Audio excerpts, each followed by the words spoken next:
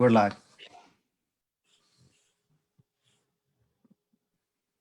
भयो? Yes. Pramodji, please go ahead. Thank you. आदरणीय सम्पूर्ण दर्शक एनआरएन का अभियन्ता, आज हामी एनआरएन आईसीसी को दोस्रो यो क्षेत्रीय भेला सायद नलेज कन्फरेन्स को रूपमा आज हामी दोस्रो दिनमा हामी यो दोस्रो दिनको यो हाम्रो फोरम हामी सञ्चालन गर्न गइरहेका छौं। हामी आज नेपालको नागरिकताको निरन्तरता, एनआरएन को राजनीतिक अधिकार लगायत सम्पत्ति सम्बन्धी अधिकारका बारेमा बृहत छलफल गर्नेछौँ। आज हामीसँग नेपाल सरकारका मन्त्री नेता घनश्याम भुषालज्यू, त्यसैगरी हाम्रो यस प्यानलमा नेपाली कांग्रेसका नेता माननीय गगन थापाज्यू, माननीय राष्ट्रिय प्रजातन्त्र पार्टीका महामन्त्री राजेन्द्र लिङ्गदेनज्यू, त्यसैगरी हामीसँग माननीय अनिल झा जनता समाजवादी पार्टीका नेता, त्यसैगरी महेन्द्र यादव पूर्व मन्त्री नेपाली कांग्रेसका केन्द्रीय सदस्य, प्रदीप पौडेल नेपाली कांग्रेसका केन्द्रीय सदस्य, त्यसैगरी एनआरएन आईसीसी का उपाध्यक्ष बद्री केसीज्यू, त्यसैगरी एनआरएन आईसीसी का सल्लाहकार हरिबोल भण्डारीज्यू हामीसँग हुनुहुन्छ।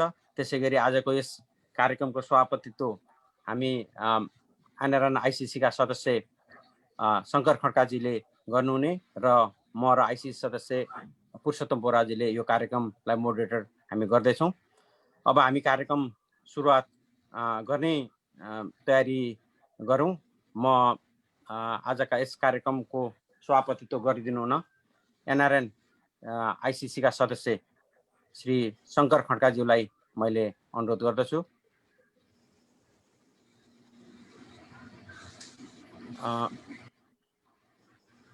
शंकरजी सुरु गरौँ। नमस्कार है सबैलाई, सुरु गरौँ प्रभुजी। हस्, थ्यांक यू। अब म आज हाम्रो अत्यन्तै महत्त्वपूर्ण विषय पनि छ र आज हामीसँग धेरै जिज्ञासाहरू पनि छन्। त्यसैगरी हामीले यो रिजनल कार्यक्रममा पहिलोपल्ट हामीले सबै नेपालका राष्ट्रिय पार्टीहरू, महत्त्वपूर्ण वक्ताहरूका साथ हामी छलफलमा भाग लिएका छौँ। यसैगरी यो नागरिकता सम्बन्धी जुन नेपाली गैर आवासीय नेपालीको माग छ, यसमा एनआरएनमा सुरुदेखि नै प्राय सबै पदमा रहेर अत्यन्तै नजिकबाट काम गर्नुभएका हाम्रा उपाध्यक्ष बद्री केसीज्यू पनि आज हामीले यस प्यानलमा राखेका छौँ कि यसको राम्रोसँग यसको विचारहरू मन्थन होस् र यसको एउटा निर्कोलमा नेपाल सरकार पनि ध्यान आकर्षण होस् भन्ने हिसाबले हामीले गरेका छौँ। र अब हाम्रो एकजना गेस्ट आउँदै हुनुहुन्छ माननीय गगन थापाज्यू, र अब म उहाँ आउँदै गर्नुहुन्छ, तर मैले कार्यक्रमलाई सुरुवात गरेँ।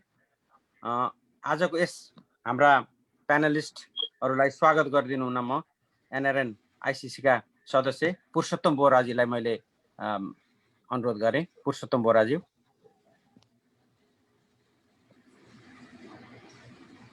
धन्यवाद प्रमोदजी।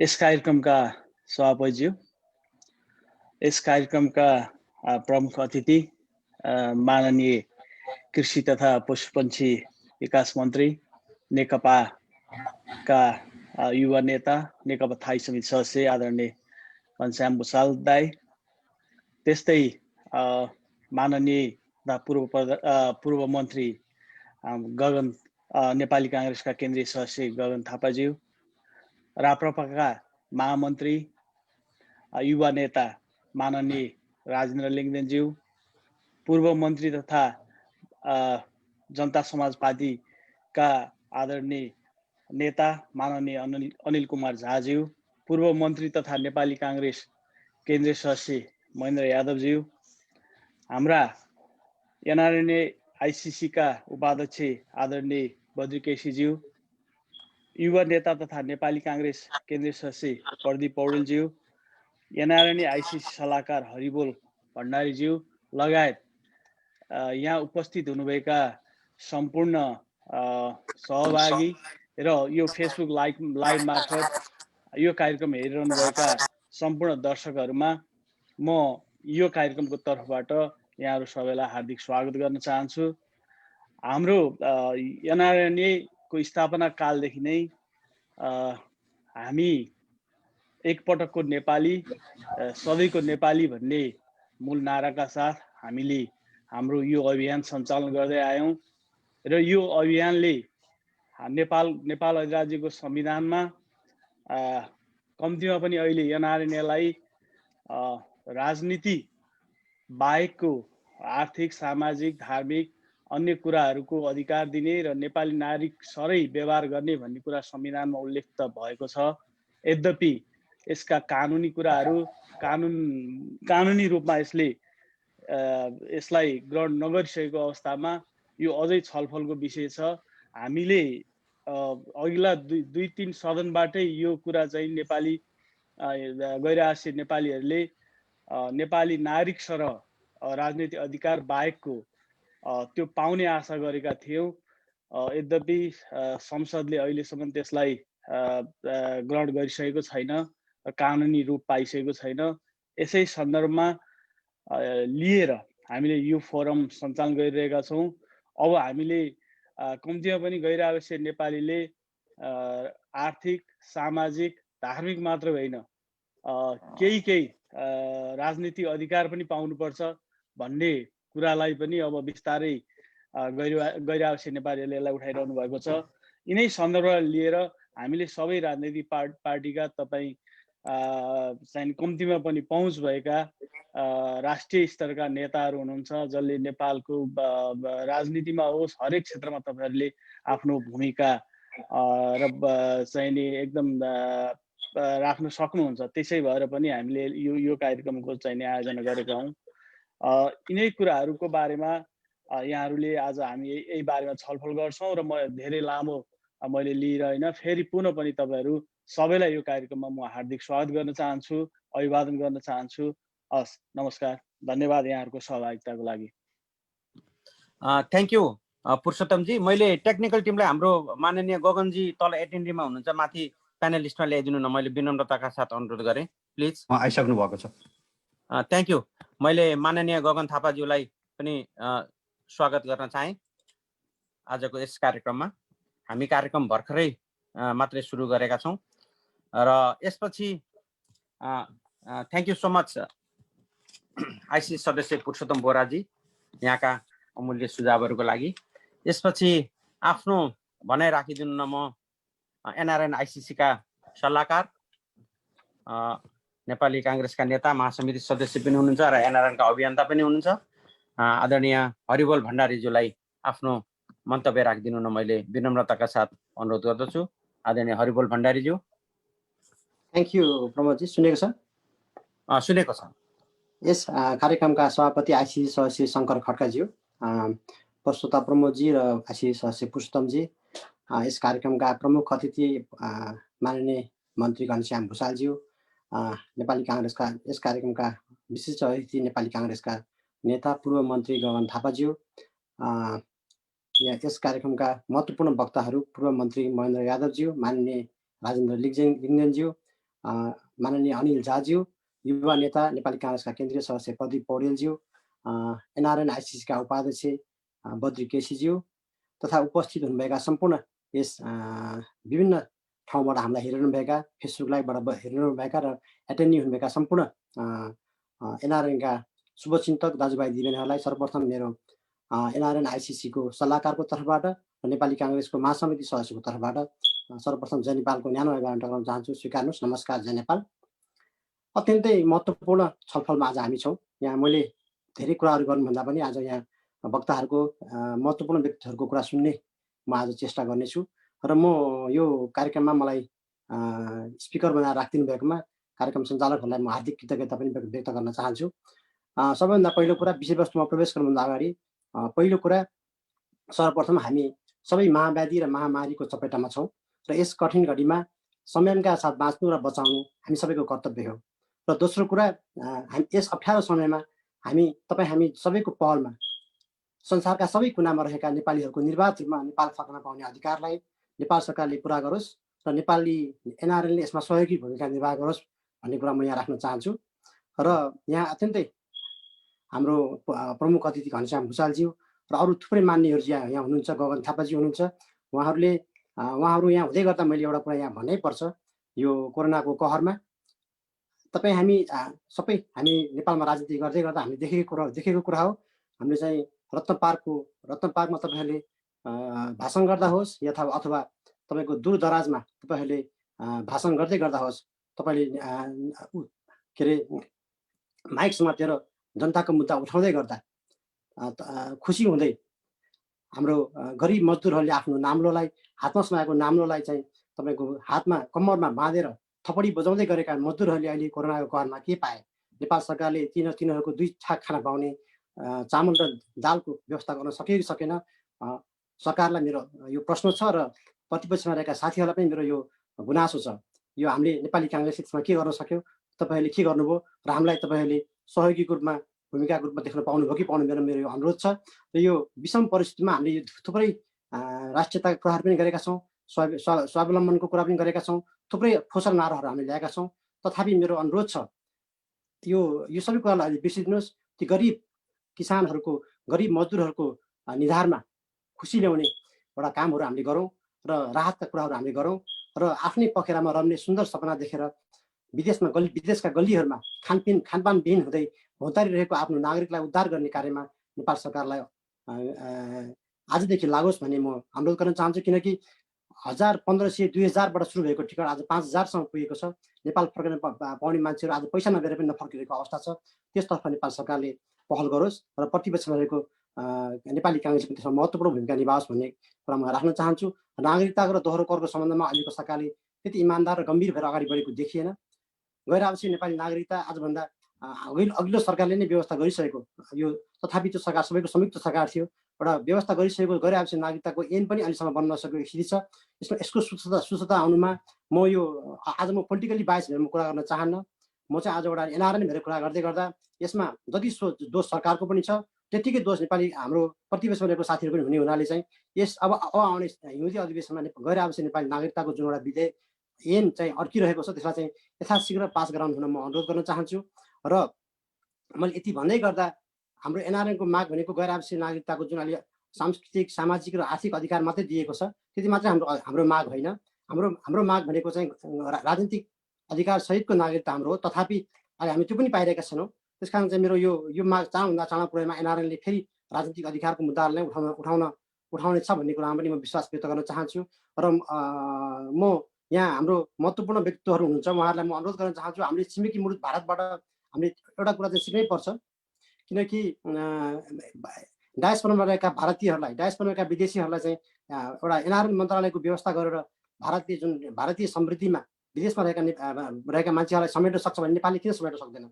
यो माग मैले धेरैचोटि यहाँ नेपाली काङ्ग्रेस नेताहरू आउँदा मैले उठाएको छु। एनआरएन मन्त्रालय स्थापना गर्नलाई पहल गरोस् भनेर मैले कुरा राखेको छु। आज पनि मैले यो कुरा राखेँ। यो चाँडोभन्दा चाँडो यो नेपालको समृद्धिमा राजनीतिक अधिकार सहितको नागरिकताको व्यवस्था गरेर डायस्पोरामा रहेका नेपालीहरूलाई चाहिँ नेपालको मूल संविधानमा, नेपालको मूल राजनीतिको प्रभावमा पनि समाहित गरियोस्। यो कुनै एउटा विदेशबाट आएर नेपालमा गएर तपाईँ यो कुनै किसिमको एउटा सांसद बन्ने, मान्ने भन्दा पनि यो थुप्रै अहिले हामीले आज गरेको विज्ञ भेलाबाट पनि थाहा हुन्छ। हामीले थुप्रै कुराहरू, प्रविधिका कुराहरू नेपाल भित्राउन सक्छौँ। नेपालको समृद्धिमा विदेशमा रहेका मान्छेहरू पोलिटिकल्ली बायस नभएर पनि हामीले काम गर्न सक्छौँ भन्ने कुरा हामीले देखाएका छौँ। त्यो कुरामा चाहिँ तपाईँहरूले महत्त्वपूर्ण भूमिका खेल्नुहुनेछ भन्ने कुरामा म आशावादी छु। र एउटा मलाई यहाँ म धेरै लामो बोल्न चाहन्न। आज मलाई केही साथीहरूले टेस्ट गरेर भन्नुभएको छ यो नेपाली नागरिकता, गैर आवश्यक नागरिकता अब ऐन आइसकेपछि गैर आवश्यक नागरिकता लिँदै गर्दा नेपाली नागरिकता त्यागेको प्रमाणपत्र पेश गर्नुपर्ने ऐनमा व्यवस्था रहेछ। तपाईँहरू अलिक भूगोलले हामी जति टाढा भए पनि प्रविधिले तपाईँहरू सबै जानकार हुनुहुन्छ। यहाँको कानुन, यहाँको व्यवस्थाको बारेमा थाहा छ, तपाईँहरूलाई थाहा छ। यो कुनै पनि देशमा, युरोपमा, अमेरिकामा यहाँको विदेशी नागरिकता लिँदै गर्दा आफ्नो देशको नागरिकता त्याग्नुपर्ने कुनै प्रावधान नभएको हुनाले चाहिँ नतागेको नागरिकताको प्रमाण हामीले कहाँबाट दिने हो? त्यसतर्फ पनि यो ऐनमा व्यवस्था भएको कुरालाई तुरुन्तै हटाइयोस्। त्यसतर्फ म यहाँ ध्यानाकर्षण गर्न चाहन्छु। मन्त्रीज्यू, हाम्रो पूर्व मन्त्रीज्यू, महत्त्वपूर्ण मान्य सांसदज्यूहरू हुनुहुन्छ, युवा नेताहरू हुनुहुन्छ, उहाँहरूलाई मेरो अनुरोध छ त्यो व्यवस्था त्यहाँ हटाइयोस्। म धेरै लामो यहाँ समय लिन्छ म खालि तपाईँहरूको कुरा सुन्ने भनेर आएको। आज यहाँ मैले केही बोल्ने मौका पनि दिनुभएकोमा सङ्घर्ष 1 मिनट बाद दिनुहुन्छ। अर्को 1 मिनटमा मेरो अन्तिम कुरा छ। यो म चाहिँ के भन्न चाहन्छु भनेदेखि यो संविधानमा एउटा धारा 291 भन्ने पनि छ। मान्यज्यूहरूलाई थाहा छ कि छैन, धारा 291 मा चाहिँ एउटा के व्यवस्था गरिएको रहेछ भनेदेखि यो विदेशमा नेपाली नागरिक पनि एउटा ग्रिन कार्ड भन्ने हुन्छ, जो कि एउटा ग्रिन कार्ड भन्ने चाहिँ कुनै एउटा सिटिजनसिप पनि होइन। ग्रिन कार्ड चाहिँ एउटा जापानतिर चाहिँ त्यो ग्रिन कार्डलाई चाहिँ पर्मानेन्ट भिसा भनिन्छ, यो पनि खास पर्मानेन्ट भिसा जस्तै हो। यो पासपोर्टमा लगाउने कुरा भयो हुनाले चाहिँ यो ग्रिन कार्ड चाहिँ भएको मान्छे नेपालमा बस्यो भने 3-4 महिना लामो समय बस्यो भने नेपाल अमेरिका छिर्न पनि पाउँदैन, विदेशमा छिर्न पनि पाउँदैन। त्यसकारण त्यो ग्रिन कार्ड कुनै पनि किसिमको नागरिकता नभए हुनाले हामीले त्यो अघिल्लोचोटि चाहिँ एउटा कर्मचारीको एउटा ऐनमा राख्यो भन्ने कुरा, एउटा नियमावलीमा राख्यो भन्ने कुरा, ऐनमा राख्यो भन्ने कुरा चाहिँ हामीले चाहिँ संविधानमा राखेका छौँ, जुन सायद पर्याप्त होमवर्क नभएर हो जस्तो मलाई लाग्छ। यो तथापि अहिले यो सर्वोच्च अदालत पनि हाम्रो एउटा यो मुद्दाको रूपमा रहेको छ। यसलाई चाँडै नै सुनाइ होला।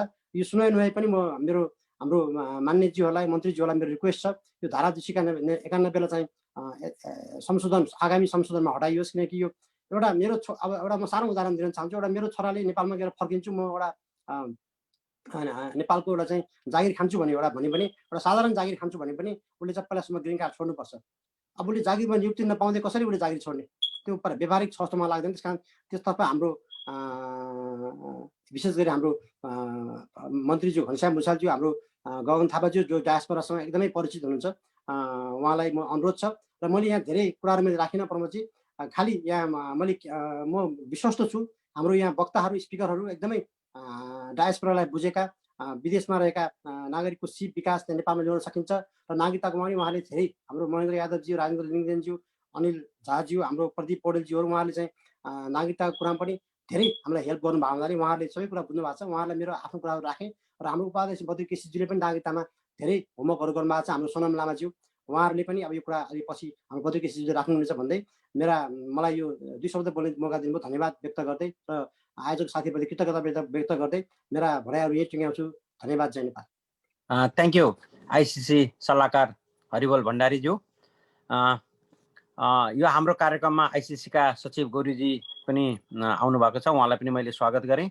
अब यसपछि आजको कार्यक्रमको बारेमा अझ प्रश्न पार्दिन। आज हामीले चाहिँ के बारेमा छलफल गर्दैछौँ यस बारेमा अझ प्रश्न पार्दिन हुन म यस कार्यक्रमका सभापतित्व गरिराख्नुभएका आइसिसी सदस्य शङ्कर खड्काजीलाई छोटोमा यो आज कार्यक्रमको बारेमा प्रश्न पार्दिनु न मैले अनुरोध गरेँ। आदरणीय Shankar खड्काज्यू please. Thank you Pramod ji. आज दोस्रो दिन हुन गइरहेको अमेरिका क्षेत्रको क्षेत्रीय बैठक तथा दोस्रो विज्ञ भेलामा प्रमुख अतिथिका रूपमा उपस्थित नेपाल सरकारका मन्त्री माननीय घनश्याम भुषालज्यू, नेपाली काङ्ग्रेसका देश तथा विदेशमा रहेका हर युवाहरूको ढुकढुकी माननीय गगन थापाज्यू, राप्रपा नेपालका माननीय राजेन्द्र लिङ्गदेनज्यू, जनता समाजवादी पार्टीका नेता माननीय अनिल झाज्यू, नेपाली काङ्ग्रेसका केन्द्रीय सदस्य आदरणीय महेन्द्र यादवज्यू र नेपाली काङ्ग्रेसका केन्द्रीय सदस्य युवा नेता प्रदीप पौडेलज्यू। त्यस्तै गरी एनआरएनए का उपाध्यक्ष डाक्टर बद्री केसीज्यू र गैर आवासीय नेपाली सङ्घका सल्लाहकार तथा सामाजिक अभियन्ता आदरणीय हरिबोल भण्डारीज्यू लगायत हाम्रो कार्यक्रमलाई फेसबुक लाइभबाट हेरिरहनु भएका सम्पूर्ण दर्शक तथा पत्रकार साथीहरूमा हार्दिक नमस्कार। जय नेपाल। यस कोरोनाको महामारी र असहज परिस्थितिमा पनि हाम्रो निमन्त्रणलाई स्वीकार गरी समय दिनुभएकोमा हामी हार्दिक आभार प्रकट गर्दछौँ। कार्यक्रम एनआरएन नेपालका निमित्त फलदायी हुने कुरामा हामी विश्वस्त पनि छौँ।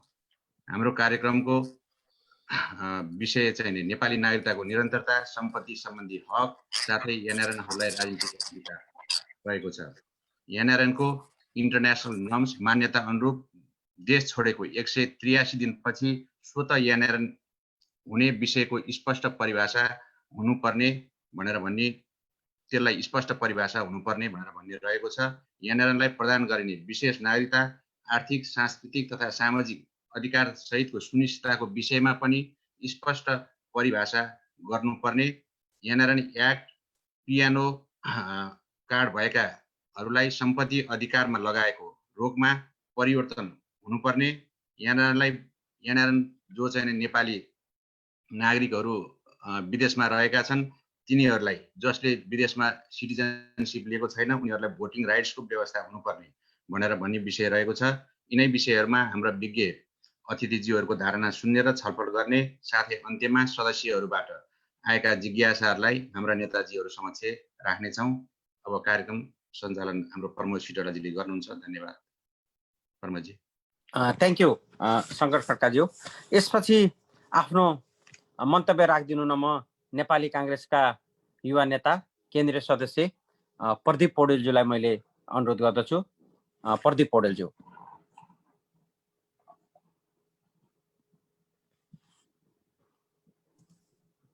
हजुर म्युटमा हुनुहुन्छ प्रदीप सर।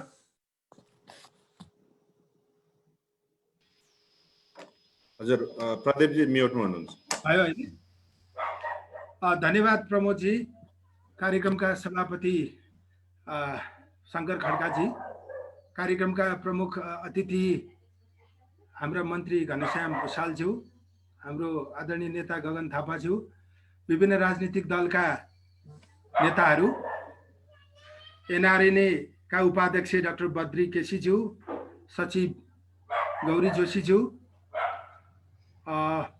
मेरा मित्र हरिबोल भण्डारीज्यू लगायत यो कार्यक्रममा सहभागी सम्पूर्ण आइसिसी मेम्बर साथीहरू र एनआरएनएसँग आबद्ध सम्पूर्ण साथीहरू सबैलाई म हार्दिक अभिवादन गर्न चाहन्छु। नमस्कार, जय नेपाल। अब यो आज हामी यो ग्लोबल पेन्डेमिकमा छौँ, यो कोरोनाको महामारीमा छौँ। यसबाट संसारै प्रभावित छ, मानव सभ्यता नै योसँग लडिरहेको स्थिति छ। त्यस हुनाले म सबैभन्दा पहिले कोरोनाका कारण ज्यान गुमाएका सबैप्रति हार्दिक श्रद्धाञ्जली व्यक्त गर्न चाहन्छु। कोरोनाको संक्रमण झेलिरहनुभएका र उपचारको क्रममा हुनुभएका सबैको स्वास्थ्य लाभको कामना गर्न चाहन्छु र सबैलाई सचेत भएर आफ्नो दैनिकी अगाडि बढाउनका निम्ति पनि म अनुरोध गर्न चाहन्छु। आज यो एनआरएनए को अमेरिका क्षेत्रले जुन कार्यक्रम आयोजना गर्यो र हामीलाई समेत सहभागी हुने जुन मौका प्रदान गर्यो, त्यसका लागि म सम्पूर्ण साथीहरूप्रति आभार व्यक्त गर्न चाहन्छु। म अलि यसको दार्शनिक पक्षबाट हामीहरू यहाँहरूलाई एनआरएन भनेर चिन्छौँ। यहाँहरू जहाँ हुनुहुन्छ त्यहाँ तपाईँहरूलाई आप्रवासी भन्छन् होला। मलाई लाग्छ दुनियाँमा जहिले पनि आप्रवासीहरूसँग अभूतपूर्व क्षमता हुन्छ, प्रतिभा हुन्छ, दृढ इच्छा शक्ति हुन्छ, सिप हुन्छ। उनीहरूसँग चुनौतीहरूको सामना गर्ने क्षमता पनि अरूसँग भन्दा बढी हुन्छ।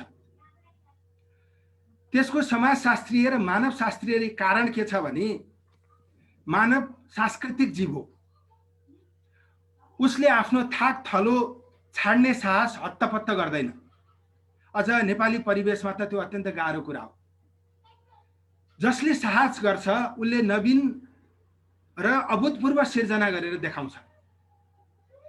त्यसैले आप्रवासी भन्नासाथ मलाई के लाग्छ भने अपवादमा क्षमता हुने, आफू जन्मिएको र आफूले कर्म गरेको दुईटै समाजलाई बौद्धिक र सृजनात्मक नेतृत्व दिन सक्ने व्यक्ति हुन् जस्तो मलाई लाग्छ।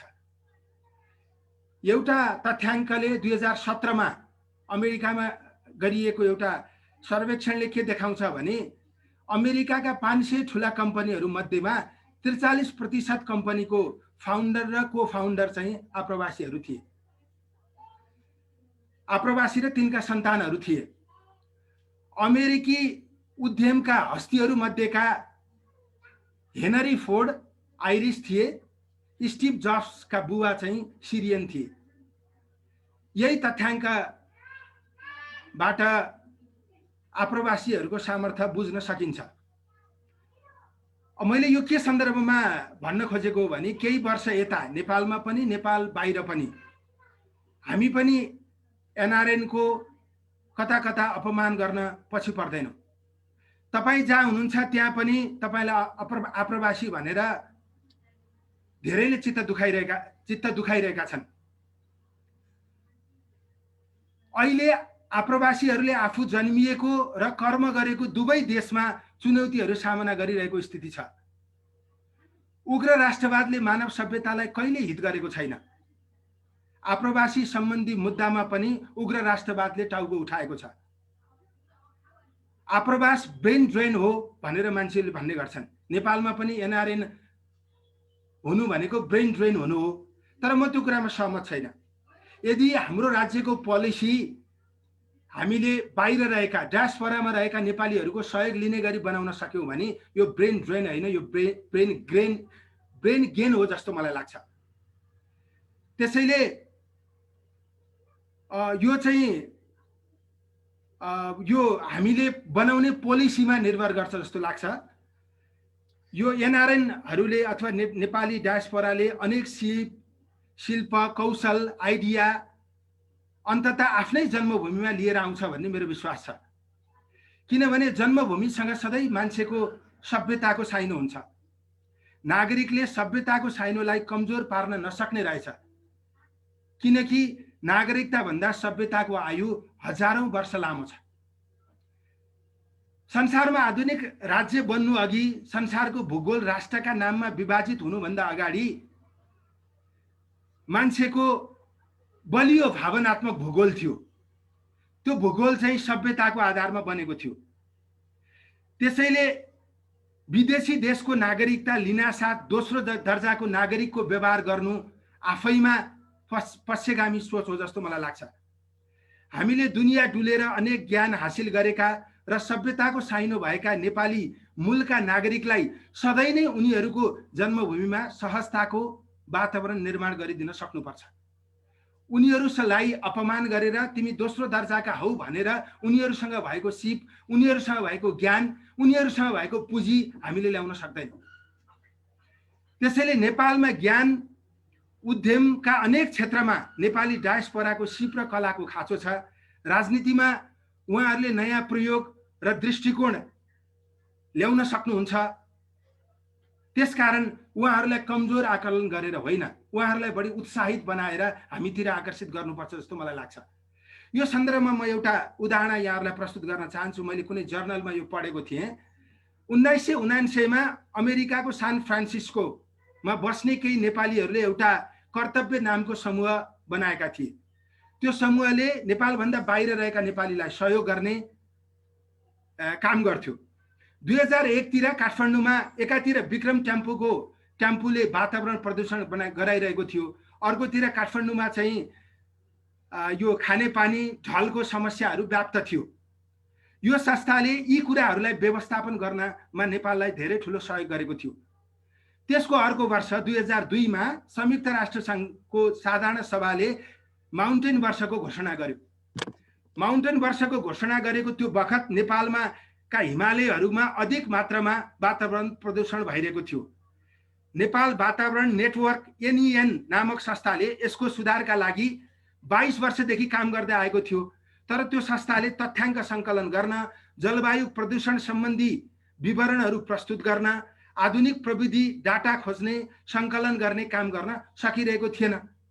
त्यस बखत यो संस्थालाई, यो NEN भन्ने संस्थालाई यो अमेरिकामा रहेको त्यो संस्थाले सहयोग गरेको थियो, जसले गर्दा नेपालमा यो माउन्टेन सम्बन्धी विभिन्न तथ्याङ्कहरू भएको एउटा इलेक्ट्रिक तथ्याङ्कहरू नेपाल सरकारलाई त्यो संस्थाले उपलब्ध गराएको थियो। वास्तवमा नेपालीहरूले बाहिर बसेर नेपाललाई कति सहयोग गरेका छन् भन्ने कुराको यो एउटा ज्वलन्त उदाहरण हुन सक्छ। यस्ता एउटा उदाहरण मात्रै हो, यस्ता थुप्रै उदाहरणहरू छन्। हामीले त्यो कुरालाई प्रयोग गर्न मात्रै नसकेको हो, किनकि नेपाली डायस्पोरामा रहेका मान्छेहरू संसारको उत्कृष्ट युनिभर्सिटीमा पढाइरहेका छन्, संसारको उत्कृष्ट रिसर्च सेन्टरमा रिसर्च गरिरहेका छन्, संसारको खोज र अनुसन्धान केन्द्रमा काम गरिरहेका छन्। मलाई लाग्छ व्यापार पनि उनीहरूले राम्ररी कुशलतापूर्वक गरिरहेका छन्, व्यवसाय पनि कुशलतापूर्वक गरिरहेका छन्। त्यसैले उनीहरूसँग क्षमता छ भन्ने कुरा उनीहरूले बाहिरै बसेर पनि देखाइरहेका छन्। त्यो कुरालाई नेपालसँग जोड्न नसक्नु राज्यको र हामी राजनीतिक दलमा आबद्ध मान्छेहरूको कमजोरी हो जस्तो मलाई लाग्छ। त्यसकारण नेपालको संविधानको धारा 14 मा गैर आवासीय नेपाली नागरिकता प्रदान गर्न सकिने व्यवस्था अन्तर्गत गैर आवासीय नेपाली भनेर राज्यले त्यसलाई रिकग्नाइज गर्ने अनि त्यो रिकग्नेसन भित्र रहेको मान्छेलाई आर्थिक, सांस्कृतिक र सामाजिक अधिकार प्रदान गर्ने भनेर भनिएको छ। अघि हरिबोलजीले बोल्दा नै यो भनिसक्नु भएको छ। संवैधानिक त्यो व्यवस्थाको कानुनी रूप धारणा गर्न सकेको छैन, त्यसको ऐन बन्न सकेको छैन। तर त्यसले चाहिँ ती नागरिकहरू दोस्रो दर्जाका हुन् भनेर बुझ्ने, उनीहरूलाई नेपालतिर आकर्षित गर्ने अवस्था नरहने हो कि एउटा खालको यस्तो बुझाइ पनि छ जस्तो मलाई लाग्छ। हामीले पनि त्यस्तो महसुस गरिरहेका छौँ। यस सम्बन्धमा एकजना मेरो मित्रले यो राजनीतिक अधिकार पनि उपलब्ध गराउनुपर्छ भन्ने सन्दर्भमा के लेख्नु भएको छ भने यो संवैधानिक व्यवस्थामा यो हाम्रो नेपाली कांग्रेसको केन्द्रीय सदस्य कल्याणजीले यो चाहिँ एनआरएनहरूलाई राजनीतिक अधिकार पनि उपलब्ध गराउनुपर्छ भन्ने सन्दर्भमा यो संवैधानिक व्यवस्था जुन छ त्यसमा चाहिँ एनआरएनको पुस्तौं पुस्ताले पनि नेपाली नागरिकता र राजधानी आफैसँग राख्नेछ। यसले गर्दा उनीहरूको नेपालसँगको नाता सदैव कायम रहनेछ। उनीहरूले नेपालमा रहेको आफ्नो पुर्खौली सम्बन्धी सम्पत्ति बेच्नुको सट्टा नेपालमै सम्पत्ति जोड्ने वा व्यवसाय गर्नेछन्, उद्योग खोल्नेछन् वा कलेज र विश्वविद्यालय खोल्नेछन्। आफ्नो बौद्धिकता र प्राविधिक क्षमता नेपाल र नेपालीको लागि गौरवका साथ सदुपयोग गर्नेछन्। नेपाल र नेपालीको हक र हितको लागि उनीहरूले विश्वभरबाट आफूले सकेको सहयोग गर्नेछन् र सहयोग जुटाउनेछन्। यो कुरा मलाई सकारात्मक हो भन्ने मलाई लाग्छ। त्यसकारण यो कुरालाई सकारात्मक ढङ्गले बुझ्ने नेपालमा रहेकाहरू र नेपालमा भन्दा बाहिर रहनुभएका तपाईँ सरोकारवालाहरूका बीचमा संयुक्त पहल हुन आवश्यक छ यो बहसलाई अगाडि लिएर जानका निम्ति। त्यसकारण अहिले त कस्तो छ भने एनआरएन भनेको पुस्ता कस्तो हो भने मसँग पढेको पुस्ता हो, मसँग खेलेको पुस्ता हो। त्यसलाई गाउँघरको लोकदोहोरी पनि थाहा छ, त्यसलाई सम्पूर्ण नेपाली परिवेश पनि थाहा छ, त्यसलाई नेपाली सभ्यता पनि थाहा छ। अनि त्यसका नातापाता सबै नेपालमा छन्, ससुराली पनि नेपालमै पर्छ। त्यसैले अहिलेको पुस्ता जो एनआरएनमा क्रियाशील छ त्यो पुस्ताले नेपालसँगको सम्बन्ध छोड्दैन। तर योभन्दा पछिल्लो अर्को पुस्ता, त्योभन्दा पछिल्लो अर्को पुस्ता नेपालसँग कसरी जोडिन्छ त? हामीले उनीहरूलाई नेपालतिर आकर्षित हुने संवैधानिक कानुनी व्यवस्था बढाउन सक्यौं भने मात्रै उनीहरू नेपालतिर आकर्षित हुने स्थिति रहन सक्छ। त्यसैले संसारमा यो सत्य के हो भने अहिलेको पुस्ता भन्दा पछिल्लो पुस्ता शार्प हुन्छ। अहिले एनआरएनमा डायस्पोरामा जति योग्य मान्छेहरू हुनुहुन्छ त्योभन्दा पछिल्लो पुस्ता त्योभन्दा बढी योग्य भएर आउँछ। त्यसैले पछिल्लो पुस्ताको योग्यता नेपालले प्रयोग गर्ने स्थिति निर्माण गर्नका निम्ति हामीले यो राजनीतिक पक्षमा अथवा अधिकारको पक्षमा नेपालमा चाहिँ यो दोस्रो क्याटेगोरीको समूह हो भन्ने ढङ्गबाट बुझिने स्थिति हुनु हुँदैन। सम्मानको अनुभूति हुने स्थिति बनाउनु पर्छ जस्तो मलाई लाग्छ। त्यसकारण यो चाहिँ एनआरएनको दोस्रो, तेस्रो, चौथो र त्यसपछिको पुस्तालाई नेपालसँग कसरी भावनात्मक रूपले निरन्तर जोडाइराख्ने, उनीहरूको नेपालसँगको नाता के हुने, उनीहरूको नेपालसँगको नातालाई कसरी निरन्तरता दिने, उनीहरूको बौद्धिकता र पुँजी नेपालको हितमा कसरी निरन्तर सहज रूपमा भावनात्मक रूपले आउन सक्ने बनाउने भन्ने बारेमा एनआरएलले पनि त्यति नै सोच्न जरुरी छ। नेपालभित्र कानुनी व्यवस्था गर्ने सरकार र राजनीतिक दलहरूले पनि त्यति नै सोच्न जरुरी छ जस्तो मलाई लाग्छ।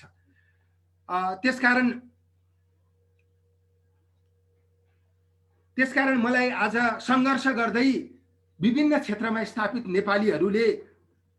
नेपालीहरूको संख्या डायस्पोरामा अझ बढ्ने स्थिति मैले देखिरहेको छु। अब नेपालबाट कसैलाई पढ्न जानका निम्ति विदेश नजा भन्न सकिँदैन, नेपालमा अन्य कुरा सिक्नका निम्ति विदेश नजा भनेर भन्न सक्ने स्थिति छैन। त्यसैले यो संख्या बढ्दै जान्छ।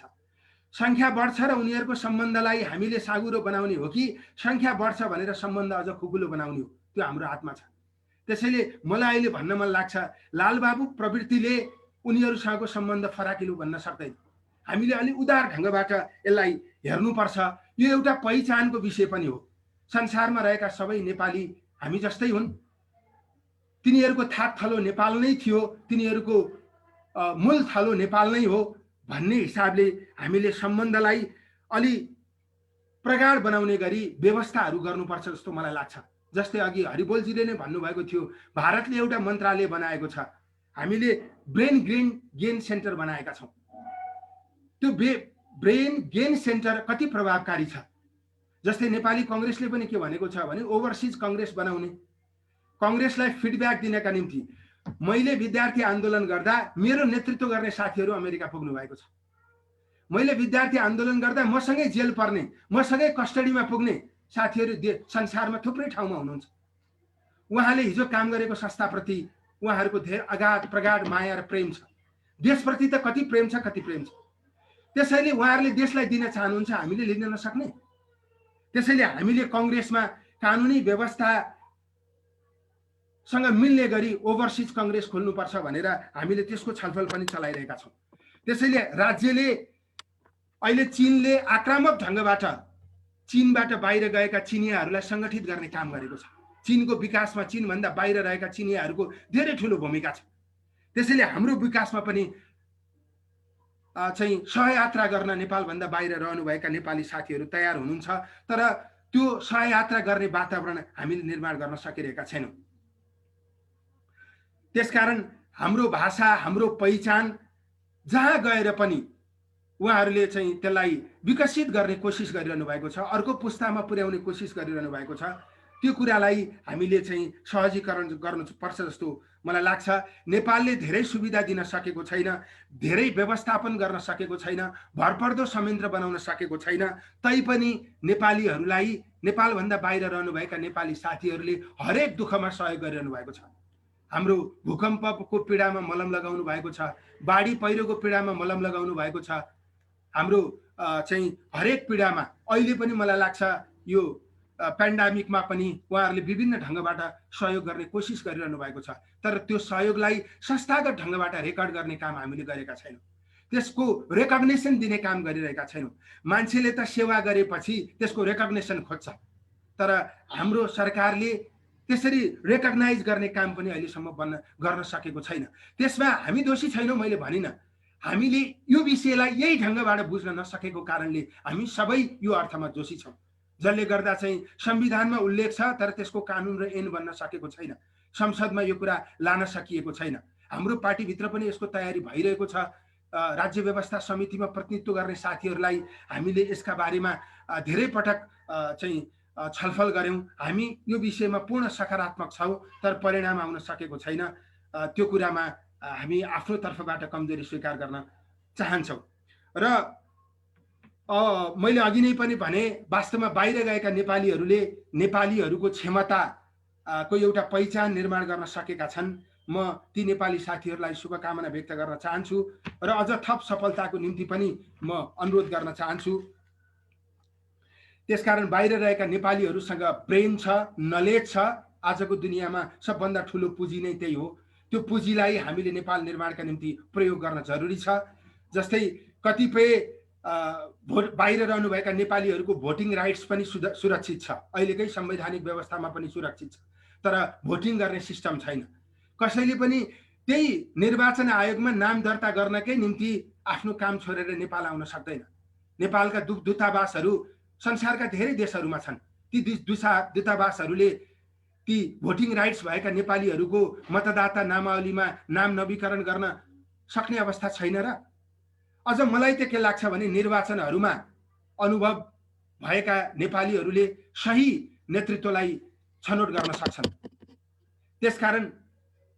त्यसकारण मलाई के लाग्छ भने मतदान गर्ने सिस्टमको पनि हामीले विकास गर्न जरुरी छ।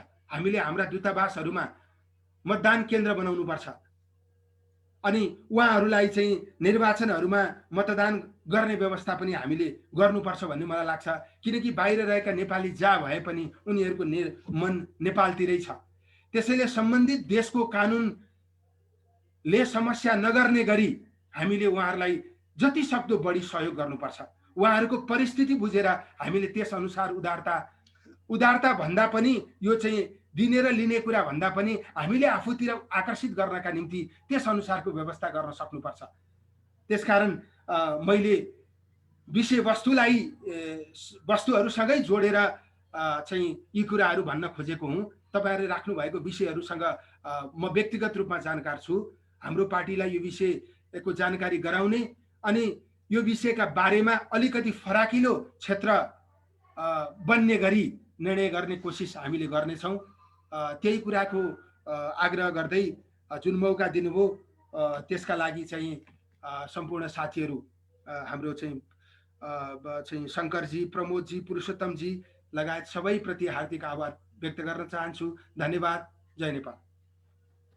थ्याङ्क यू युवा नेता नेपाली काङ्ग्रेसका केन्द्रीय सदस्य प्रदीप पौडेलज्यू, यहाँका अमूल्य सुझावका लागि हामी आभार व्यक्त गर्दछौँ। यसै गरी हाम्रो समयलाई पनि ध्यान गरिदिनु हुनेछ भन्ने मैले आशा गरेको छु। अब आफ्नो मन्तव्य राखिदिनु न, म नेपाली अतिथिको रूपमा मन्तव्य राखिदिनु न म नेपाली काङ्ग्रेसका केन्द्रीय सदस्य पूर्व मन्त्री महेन्द्र यादवज्यूलाई म विनम्रताका साथ अनुरोध गर्दछु। सबैलाई जय नेपाल। सुनेछ मन्त्री। ल सबैलाई फेरि पनि जय नेपाल। यस कार्यक्रमका अध्यक्षज्यू, प्रमुख अतिथि आदरणीय मन्त्रीज्यू, मान्यज्यूहरू, केन्द्रीय सदस्यज्यूहरू, विभिन्न पार्टीका एनआरएनका साथीहरू र अन्य सहभागी साथीहरू, यस कार्यक्रममा मलाई पनि सहभागी गराउनु भएकोमा म आयोजक कमिटीलाई धेरै धेरै धन्यवाद दिन चाहन्छु। शङ्करजीले मलाई भन्नुभयो र हुन्छ पनि मैले भने, र अहिले यो बेलामा यो कार्यक्रम तपाईहरुले जुन गरिरहनु भएको छ त्यो एकदम समसामयिक र महत्त्वपूर्ण कार्यक्रम हो। यद्यपि अहिले यो कोरोनाको महामारी चलिरहेको विश्वमा सबै हामी आहत भएका छौँ, पीडित भएका छौँ र नेपाल पनि त्यसबाट छुतो छैन र नेपालमा पनि दिन प्रतिदिन संख्या बढिरहेको छ र वास्तवमा जुन हामीले पहिल्यै कल्पना गरेका थियौँ कि भोलि नेपालमा यस्तो अवस्था आउँछ र यहाँ अहिले केन्द्रीय सरकार र संघीय सरकार र प्रादेशिक सरकार टोटल अहिले असफल भएको अवस्था छ। र तपाईहरुको जुन अहिले टपिक छ र जुन टपिकमा अहिले हामी छलफल गर्दैछौँ र हिजैदेखि तपाईहरुको कार्यक्रम सुरु छ र यो कार्यक्रम तपाईहरुको पूर्ण सफल होस् भन्ने पनि म चाहन्छु। केही कुराहरू प्रदीपजीले भन्नुभयो र तपाईहरुको जुन माग पनि छ कि अहिलेको संविधानमा एनआरएन का साथीहरुको जुन यो नागरिकता सम्बन्धी छ कि अहिले यो सामाजिक, सांस्कृतिक र आर्थिक अधिकार तपाईहरुलाई दिने भनेको छ संविधानमा, र त्यो संविधान बनाउने बेलामा धेरै छलफल भयो र त्यो बेलामा छलफल हुँदाखेरि धेरै साथीहरुको मनमा यो वास्तवमा डर पनि थियो कि यदि राजनीति अधिकार हामीले उहाँहरूलाई दियो भने उहाँहरूसँग क्षमता छ, उहाँहरू सक्षम हुनुहुन्छ, आर्थिक रूपले पनि सक्षम हुनुहुन्छ, बुद्धि रूपले पनि सक्षम हुनुहुन्छ र उहाँहरू नेपालमा आएर अरू नेपालमा राजनीति गरेका मान्छेहरू पछि पर्छ। तर त्यो वास्तवमा अहिले हेर्दाखेरि अहिलेको विश्वको अवस्था हेर्दाखेरि वा अहिलेकै अवस्था हेर्दाखेरि तपाईहरुको जुन नारा छ कि एक पटकको नेपाली सधैँ नेपाली, वास्तवमा नेपाली जहाँ सुकै जुनसुकै अवस्थामा जहिले पनि त्यो नेपाली नै हो र त्यसैले म यो मान्यता म राख्दछु कि वास्तवमा यो सामाजिक, सांस्कृतिक र आर्थिक अधिकारको साथसाथै उहाँहरूलाई यो तपाईहरुलाई अब यो राजनीतिक अधिकार पनि दिँदाखेरि केही फरक पर्दैन। किन आखिरमा राजनीतिक अधिकार पाएर पनि तपाईहरु यदि भोलि राजनीतिमा नै आउन चाहनुभयो भने, चुनावै लड्न चाहनुभयो भने जनताको बीचमा जानुपर्छ। अहिले पनि तपाईको अमेरिकामा धेरै लामो समयसम्म बसोबास गरेका हाम्रै साथी वंशलाल तामाङजी अहिले तपाईको सिन्धुपाल्चोकको नगरपालिकामा अत्यधिक मतले तपाईको मेयर भएर जित्नुभयो र अहिले तपाईले उहाँले धेरै राम्रो काम गरिरहनु भएको छ। मलाई लाग्छ उहाँको कामबाट त्यहाँका जनताहरू पनि धेरै प्रभावित छ। त्यसैले हामीले वा कुनै नेपालीले यो अप्रवासी नेपालीहरूसँग तपाईँको यो डराउनु पर्ने कारणै छैन। त्यसैले त्यो संविधान बनाउने बेलामा धेरै व्यापक छलफल पनि भएन र मलाई लाग्छ त्यो बेलाका साथीहरूले पनि अलि मान्यजीहरू वा बुद्धिजीवीहरू जसले फिडब्याक त्यस्ता दियो त्यो अलिकता तपाईँहरूसँग प्रतिस्पर्धा गर्न नसक्ने जस्तो डराएको अवस्था पनि थियो। त्यसैले अबको अवस्थामा मलाई लाग्छ यो संशोधन गरेर हुन्छ भए पनि तपाईँहरूलाई पनि मलाई लाग्छ अब यो राजनीतिक अधिकार पनि दिनुपर्छ। अहिले हामीले आर्थिक अधिकार दिएका छौँ। आर्थिक अधिकार दिइसकेपछि केही सर्टेन प्रोपर्टीको मात्रै तपाईँको हामीले तपाईँहरूलाई नेपालमा राख्न पाउने वा व्यवस्था गर्न पाउने भनेको छौँ। जबकि अहिले मलाई लाग्छ नेपालमा धेरै महत्त्वपूर्ण बेलाहरूमा वा आपद विपदको बेलामा एनआरएनका साथीहरू तपाईँले सहयोग पुर्याइरहनु भएको छ। बाढ पीडितको बेलामा भनौँ वा आगलागीको बेलामा भनौँ वा पहिरोको बेलामा भनौँ, मलाई लाग्छ यही महामारीको बेलामा पनि तपाईँहरूबाट सहयोग भइरहेको छ। त्यसैले नेपाली भइसकेपछि अब यो अधिकार दिनुहुन्न त्यो अधिकार दिनुहुन्न भने मलाई लाग्छ अब त्यो अवस्था छैन। त्यसैले तपाईँहरूलाई यो राजनीतिक अधिकार पनि दिनुपर्छ र तपाईँहरूलाई नेपालमा लगानी गर्ने वातावरण पनि बनाउनुपर्छ, सम्पत्तिको अधिकार पनि दिनुपर्छ। किनभने तपाईँहरूको लगानीले यहाँ नेपालमा यदि लगानी भयो भने आखिरमा नेपाली जनताले नै फाइदा पाउँछ। यहाँ नै तपाईँको रोजगारीको नेपालमै रोजगारीको सृजना हुन्छ। त्यसैले जुन तपाईँहरूले कुरा उठाउनु भएको छ त्यो कुरा एकदम जायज छ। अर्को कुरा के छ भने अब यो भोटिङको पनि व्यवस्था मलाई लाग्छ अहिले निर्वाचन आयोगले छलफल पनि मलाई लाग्छ चलाइरहेको छ र अन्य धेरै देशहरूमा पनि छ। खास गरेर युरोपमा र तपाईँहरूको देशमा त यो जहाजमा हिँड्दा पनि त्यहाँ तपाईँको भोट खसाउन पाउँछ, एडभान्स भोट पनि खसाउन पाउँछ। त्यहाँ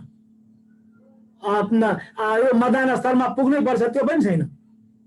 त्यसैले के छ भने खाडी देशमा होस् वा तपाईँको युरोपमा होस् वा अमेरिकामा होस् थुप्रो नेपालीहरू जो कामको सिलसिलामा तपाईँको त्यहाँ बसिरहनु भएको छ, तर उहाँहरूको यो नाम भोटर लिस्टमा नेपालमा नाम छ।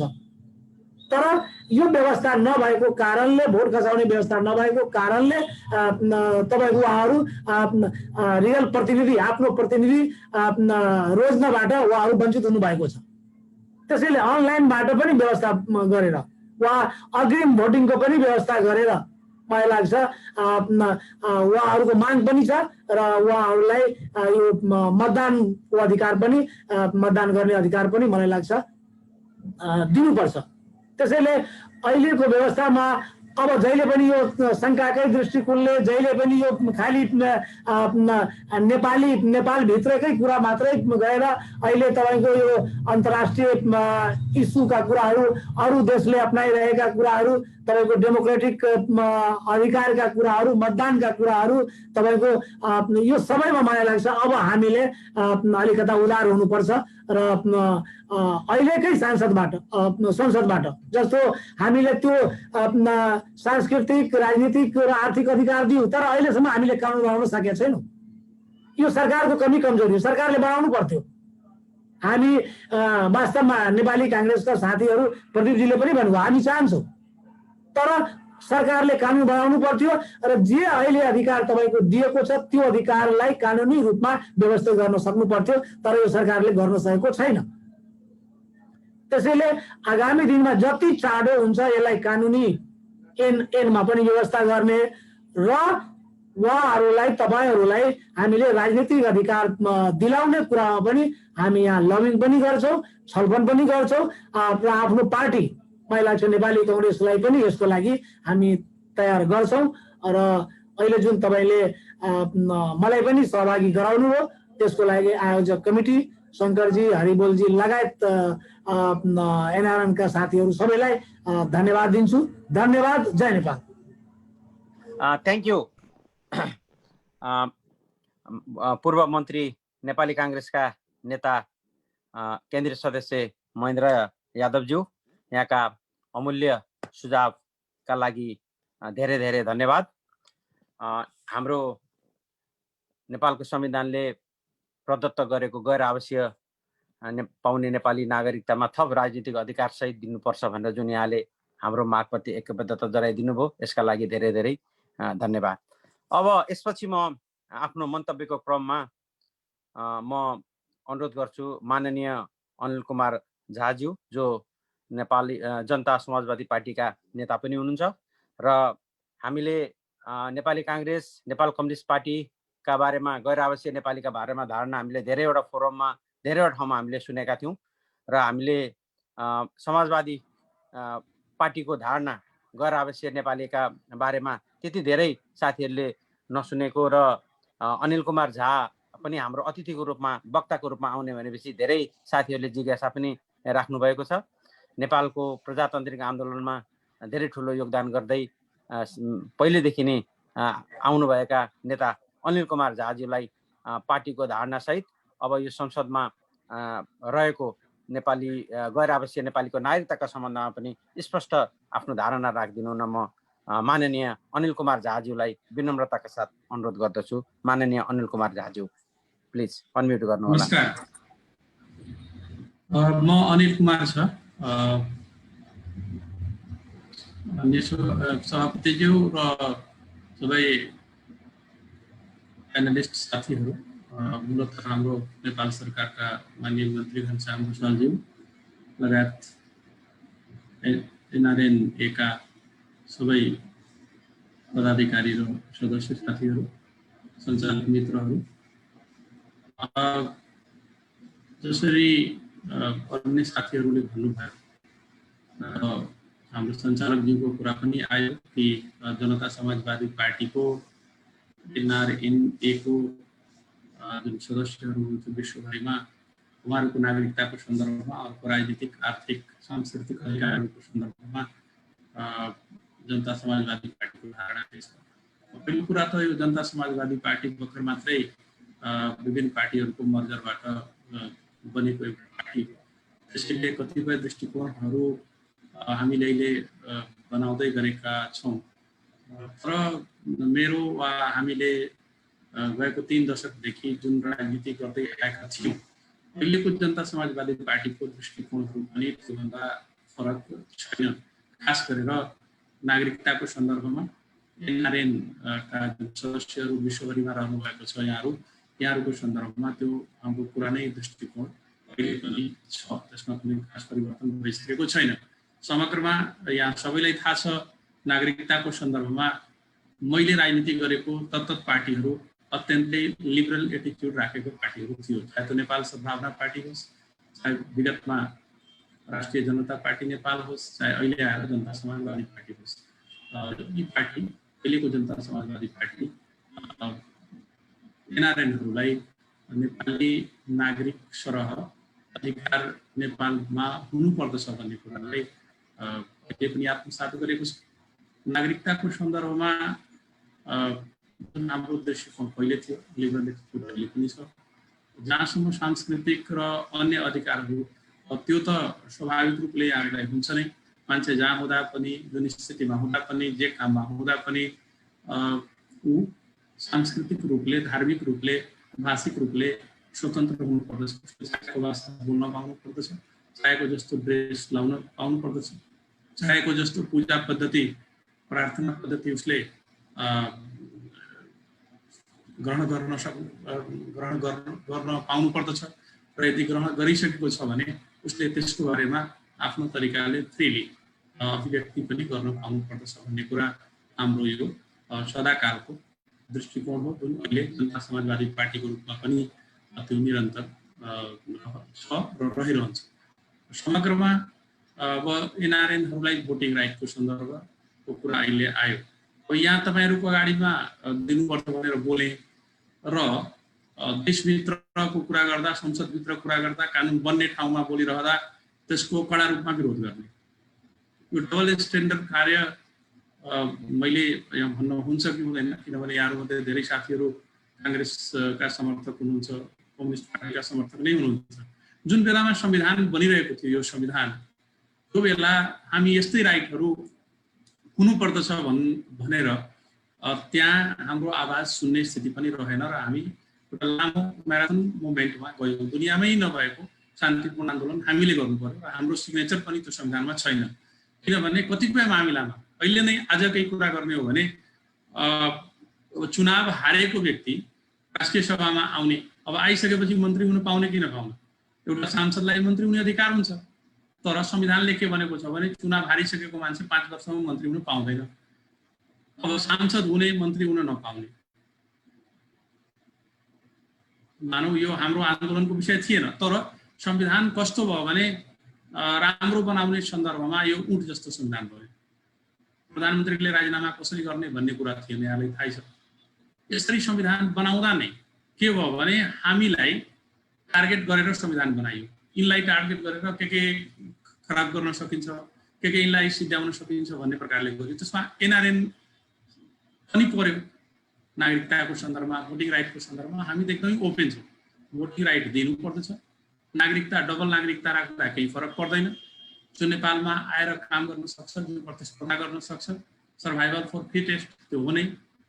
जो सबभन्दा बढी मत ल्याउन सक्छ, जसको कुरा जनताले बढी सुन्छ, उसले शासन गर्न पाउनुपर्छ। हामी सबैजना नेपाली नागरिक नै हुनुहुन्थ्यो। विभिन्न कारणले आफ्नो ठाउँ छोडेर, नेपाल छोडेर बाहिर जानुपर्ने स्थिति भयो। नेपालमै सबै चिज उपलब्ध भएको भए नजाने स्थिति पनि हुन सक्थ्यो। त्यसैले नेपालप्रति यहाँहरूको स्नेह, माया, सम्मान कसैभन्दा कम छ जस्तो मलाई लाग्दैन। त्यसैले मैले उपभोग गरिरहेको वा घनश्याम भुषालजीले उपभोग गरिरहनु भएको अधिकारहरू यहाँहरूलाई दिँदा कुनै फरक पर्दैन भन्ने जनता समाजवादी पार्टीको मोटामोटी मान्यता हो। योभन्दा पहिलेको पार्टीको त हाम्रो मान्यता थियो नै। जसपाका कतिपय मान्यताहरू अहिले हामी कन्स्ट्रक्ट गर्ने क्रममा छौँ, अन्डर डिस्कसन छ, त्यो यहाँहरूलाई थाहै छ। र त्यो पार्टीको पनि मोटामोटी दृष्टिकोण त्यो हुन्छ। किनभने मैले समाजवादी पार्टी, जुन पार्टीसँग राजपा मत भएर जनता समाजवादी पार्टी बन्यो, त्यो पार्टीको घोषणापत्र मैले पढेको थिएँ। उहाँहरू एनआरएनलाई, यो गोर्खा सैनिकहरूलाई जो ब्रिटेनमा वा अन्य देशहरूमा हुनुहुन्छ, उहाँहरूको अधिकारको बारेमा त्यो पार्टी पनि अत्यन्तै सकारात्मक थियो, लिबरल थियो। त्यसर्थ सम्बन्धमा जनता समाजवादी पार्टीको दृष्टिकोण पनि यी दुईटा पार्टीहरूको दृष्टिकोणको सम्मिलन नै हो, फ्युजन नै हो। र त्यो भनेको एनआरएनका जुन विश्वभरिमा छरिरहनुभएका यहाँहरू जस्ता साथीहरू हुन्छ, उहाँहरूलाई नेपालले आफ्नो एसेट मान्नुपर्छ, एबिलिटी होइन।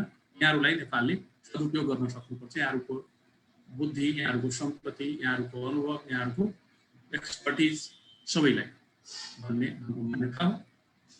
मलाई लाग्छ लामो भाषण गर्नुभन्दा पनि विषय यहाँहरूले चाहनुभएको कुरा यही हो।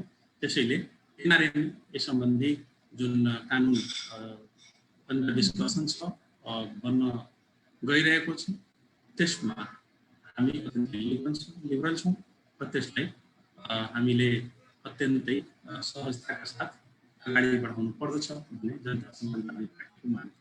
धन्यवाद। थ्याङ्क यू माननीय अनिल कुमार झाज्यू, यहाँका स्पष्ट आफ्नो कुरा राखेर जानुभयो। अब यसपछि हाम्रो नेपाली नागरिकताको निरन्तरता र भर्खरै सर्वोच्च अदालतबाट पनि विदेशमा बस्ने नेपालीहरूलाई भोटिङ राइट्सको पनि कुरा उठाएको छ। अब हामीसँग यसपछि अत्यन्तै प्रभावशाली धेरै विदेशमा बस्ने साथीहरूले पनि रुचाउनु भएको हाम्रो अतिथि अर्को हुनुहुन्छ राष्ट्रिय प्रजातन्त्र पार्टीका महामन्त्री माननीय राजेन्द्र लिङदेनज्यू हुनुहुन्छ। उहाँलाई पनि मलाई थाहा छ राप्रपा राष्ट्रिय प्रजातन्त्र पार्टीको विदेशमा बस्ने नेपालीहरूका बारेमा, एनआरएनका बारेमा स्पष्ट धारणा पनि रहेको छ र पार्टीको महामन्त्री पनि हुनुहुन्छ उहाँ। र उहाँलाई आजको यस कार्यक्रममा आफ्नो धारणा राखिदिनु हुन म माननीय राजेन्द्र लिङदेनज्यूलाई विनम्रताका साथ अनुरोध गर्दछु। माननीय राजेन्द्र लिङदेनज्यू, अनम्युट गर्नु होला।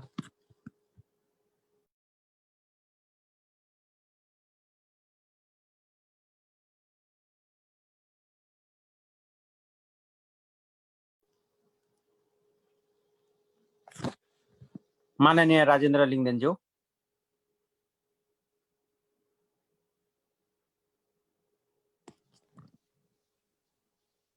आइटी टिमले अनम्युट गरिदिनु न, नभए मिल्छ नि हैन। आइटिटी अनम्युट गरिदिनु त कदमजी। अहिले कसको पालो प्रमोदजी? राजेन्द्र लिङ्गदेनज्यूको, माननीय राजेन्द्र लिङ्गदेनज्यूको प्लिज। एकैछिन है, म खोज्दैछु उहाँलाई। मान्यज्यू, मैले अनम्युटको लागि रिक्वेस्ट गरेको छु, हजुरले अनम्युट गर्नुपर्ने हुन्छ। धन्यवाद प्रमोदजी। यस कार्यक्रमका सभापतिजी, प्रमुख अतिथि माननीय मन्त्रीजी, माननीय साथीहरू, अन्य वक्ता साथीहरू, आयोजक साथीहरू, सबभन्दा पहिले त यस्तो महत्त्वपूर्ण कार्यक्रममा मलाई पनि आमन्त्रण गर्नुभयो, आफ्ना कुराहरू राख्ने जो मौका दिनुभएको छ, धेरै धेरै धन्यवाद तथा आभार व्यक्त गर्न चाहन्छु। यो भूगोलको नेपाल बाहेक अर्को एउटा नेपाल छ जसलाई मैले सधैँ भन्ने गरेको छु, एउटा भावनाको नेपाल, जसको प्रतिनिधित्व एनआरएनएले गर्छ। आज भूगोलको नेपालबाट भावनाको नेपाल जोडिने कार्यक्रम भएको छ। तपाईहरुको कुरा सुन्ने र हाम्रा कुराहरू पनि भन्ने जो यस्तो महत्त्वपूर्ण कार्यक्रमको आयोजना गर्नुभयो, कि प्रवासमा रहेर पनि देशको बारेमा सधैँ चिन्ता लिनुहुन्छ। यहाँ पहिरो जाँदा, यहाँ बाढीले मानिसहरूलाई डुबाउँदाखेरि, भूकम्प जाँदाखेरि सबभन्दा पहिले तपाईहरु चिन्तित हुनुहुन्छ र सहयोगको लागि अग्रसर हुनुहुन्छ, सहयोगी हातहरू बढाउनुहुन्छ कि तपाईहरुको छातीभरि, मन मस्तिष्कभरि नेपाल छ। जननी जन्मभूमिश्च स्वर्गादपि गरीयसीको आदर्शले प्रेरित भएर यस प्रकारको जुन सम्बन्धहरूलाई निरन्तरता दिने कार्यक्रमहरू गरिराख्नु भएको छ। तपाईहरु सबलाई मेरो तर्फबाट, मेरो पार्टीको तर्फबाट अभिवादन व्यक्त गर्न चाहन्छु, नमस्कार भन्न चाहन्छु। मैले भन्ने धेरै कुराहरू छैनन्। राष्ट्रिय प्रजातन्त्र पार्टी आज संसदमा जुन हैसियतमा छ उसको निर्णायक कुनै भूमिका छैन, तर राष्ट्रिय प्रजातन्त्र पार्टीले आफ्नो चुनावी घोषणापत्रमा र अरू बेला पनि सबै कार्यक्रमहरूमा, सबै ठाउँमा आफ्नो स्पष्ट धारणा राखिआएको छ कि एकचोटिको नेपाली सधैँको नेपाली हो, एकपटकको नेपाली सधैँको नेपाली भन्ने हाम्रो स्पष्ट धारणा छ। तपाईहरुको साथमा राष्ट्रिय प्रजातन्त्र पार्टी छ र हामी छौं। हिजो के कारणले देश छोडेर हिँडियो होला, देश छोड्ने इच्छा मलाई लाग्छ कसैलाई पनि हुँदैन। घुम्नको लागि गइएला, व्यापार व्यवसायको लागि गइएला, तर सजिलोको लागि मात्रै धेरै साथीहरू जानुभएको छ भन्ने मलाई लाग्दैन। देशमै बसी खाने अवस्था भएन, देशमा ज्यानसम्म जोगाउने अवस्था नभएपछि कति हामी ज्यान जोगाउनको लागि मात्रै देश छोडेर हिँडेकाहरू छौं। कतिले देशमा अवसर पाएनौं कि देशमै यस्तो व्यवस्था लागू भयो कि क्षमताले नपाउने जातले पाउने त्यस्तो व्यवस्था लागू भयो। आफ्नो क्षमता उपयोग गर्ने ठाउँको खोजी गर्दै जाने क्रममा हामी प्रवासमा पुगेर काम गरिराखेका हौंला, आफ्नो क्षमता त्यहाँ प्रदर्शन गरिराखेका हौंला। त्यसकारण मैले के भन्छु भने अब राज्यले पुनर्विचार गर्नु पर्यो। अहिले गैर आवासीय नेपालीहरूका बारेमा हामीले जे दृष्टिकोण बनाइराखेका छौं, राज्यले जुन ढंगले सोच बनाइराखेको छ र जुन ढंगले आफ्नो दृष्टिकोण र व्यवहार चाहिँ प्रयोग गरिराखेको छ, त्यसमा परिवर्तन गर्नु पर्यो र प्रवासमा रहेका नेपालीहरूको सिप र सम्पत्तिलाई देश भित्र्याउने सजिलो बाटो अपनाउनु पर्यो। नागरिकता विधेयक छिटोभन्दा छिटो संसदमा ल्याएर पारित गर्नु पर्यो र त्यसमा गैर आवासीय नेपालीहरूलाई नेपालमा आउने, काम गर्ने र नागरिकता प्राप्त गर्ने सहज बाटो बनाउनु पर्यो र अहिले रहेका अप्ठ्याराहरू तुरुन्त संशोधन गर्नु पर्यो र बाटो खुला गर्नु पर्यो भन्ने कुरा मेरो आफ्नो दृष्टिकोण छ। अहिले नै पनि गैर आवासीय नेपालीहरू होस् अथवा प्रवासमा रहेका अन्य प्रकारका नेपाली दाजुभाइहरूलाई यो कोभिडको बेला देश आउनको लागि पनि जुन किसिमको अहिले चाहिँ महँगो हवाई टिकटको चाहिँ दर तोकिएको छ, जुन किसिमको चाहिँ अव्यवस्था छ, त्यसको बारेमा पनि म दुःख व्यक्त गर्न चाहन्छु। हामीले त यहाँ पनि आवाज उठाइराखेका छौं र अहिले पनि यो फोरममा पनि म भन्न चाहन्छु, माननीय मन्त्रीजी पनि हुनुहुन्छ, म ध्यान आकर्षण गर्न चाहन्छु सरकारको कि आज आपतमा परेका, अप्ठ्यारामा परेका नेपालीहरू देश आउनको लागि हिजोको भन्दा 2 गुना, 3 गुना, 4 गुना चाहिँ हवाई टिकट चाहिँ दर चाहिँ बिहोर्नु पर्ने जुन यो अवस्था छ यो यसको अन्त्य हुन जरुरी छ र पहुँच हुनेले आफ्नो मान्छे हुनेले भन्न पाउनेले मात्रै आउन पाउने अन्यले चाहिँ नपाउने अथवा महिनौं कुर्नु पर्ने जुन गलत चाहिँ व्यवस्था छ त्यसको पनि चाहिँ अन्त्य हुनु पर्यो। यी सब कुराहरूका अतिरिक्त म सायद आजका हामी वक्ताहरू मध्ये सबभन्दा संक्षिप्त कुरा मेरै हुनेछ कि म एनआरएन का साथीहरूलाई विश्वास दिलाउन चाहन्छु राष्ट्रिय प्रजातन्त्र पार्टी तपाईहरुको अभियानमा सधैँ साथमा छ र आज यस महत्त्वपूर्ण कार्यक्रमको जो आयोजना गर्नुभयो र राष्ट्रिय प्रजातन्त्र पार्टीको प्रतिनिधिका हिसाबले मलाई पनि सम्झनुभयो धेरै धेरै धन्यवाद दिन चाहन्छु र यो कार्यक्रमको पूर्ण सफलताको शुभकामना व्यक्त गर्दछु। धन्यवाद। थ्यांक यू राष्ट्रिय प्रजातन्त्र पार्टीका महामन्त्री माननीय राजेन्द्र लिङ्गदेनज्यू, यहाँले आफ्नो मन्तव्य राखेर गइदिनु भयो। यहाँको लागि त्यसका लागि हामी धेरै धेरै यहाँप्रति आभार व्यक्त गर्न चाहन्छौँ। यसपछि म आज यसपछि अतिथिकै रूपमा मैले अर्को वक्ताको रूपमा मैले यहाँ निमन्त्रणा गर्दैछु। उहाँ एनआरएनसँग सम्बद्ध हुनुहुन्छ र एनआरएनका हर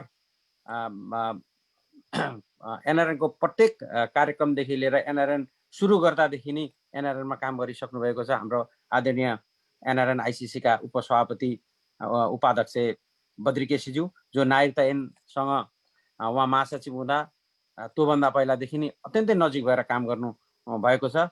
उहाँलाई आफ्नो कुरा राखिदिनु हुन म विनम्रताका साथ अनुरोध गर्छु। अब डाक्टर बद्री केसी, उपाध्यक्ष एनआरएन रे आइसिसी, प्लिज। हजुर नमस्कार। Thank you Pramod ji. यस कार्यक्रमका सभापतिज्यू, यस कार्यक्रमका प्रमुख अतिथि नेपाल सरकारका कृषि तथा पशुपक्षी मन्त्री घनश्याम भुषालज्यू, पूर्व स्वास्थ्य मन्त्री तथा माननीय सांसद गगन थापाज्यू, माननीय सांसद राजेन्द्र लिङ्गदेनजी, माननीय सांसद अनिल झाजी, पूर्व मन्त्री महेन्द्र यादवजी, विद्यार्थी कालदेखि मेरो एकदमै चिरपरिचित नजिकको आत्मीय साथी प्रदीप पौडेलजी, गैरावासी नेपाली सङ्घको सल्लाहकार हरिबोलजी लगायत सम्पूर्ण उपस्थित साथीहरू, प्रमोदजी, पुरुजी लगायत सम्पूर्ण साथीहरूलाई मेरो अभिवादन नमस्कार छ। मैले आज 4-5 जना हाम्रो वक्ताहरूले बोलिसकेपछि मुख्यतः मेरा आत्मीय साथी प्रदीप पौडेलजीले, पूर्व मन्त्री महेन्द्र यादवजीले, त्यस्तै गरी माननीय अनिल झाजीले बोलिसकेपछि नेपाल सरकारको सबै नेताहरूमा, नेपालको सबै राजनीतिक पार्टीहरूमा चाहिँ गैरावासी नेपाली सङ्घको, गैरावासी नेपालीहरूको आवश्यकता, तिनीहरूको मागको बारेमा चाहिँ सबै राजनीतिक पार्टीहरू राम्रोसँग जानकार रहेछन् भन्ने कुरो मैले बुझेँ। आजको यो कार्यक्रम हेर्दा त गैरावासी नेपालीहरूले अब माग्नुपर्ने कुरा केही पनि छैन, सबै आइसक्यो जस्तो लाग्छ।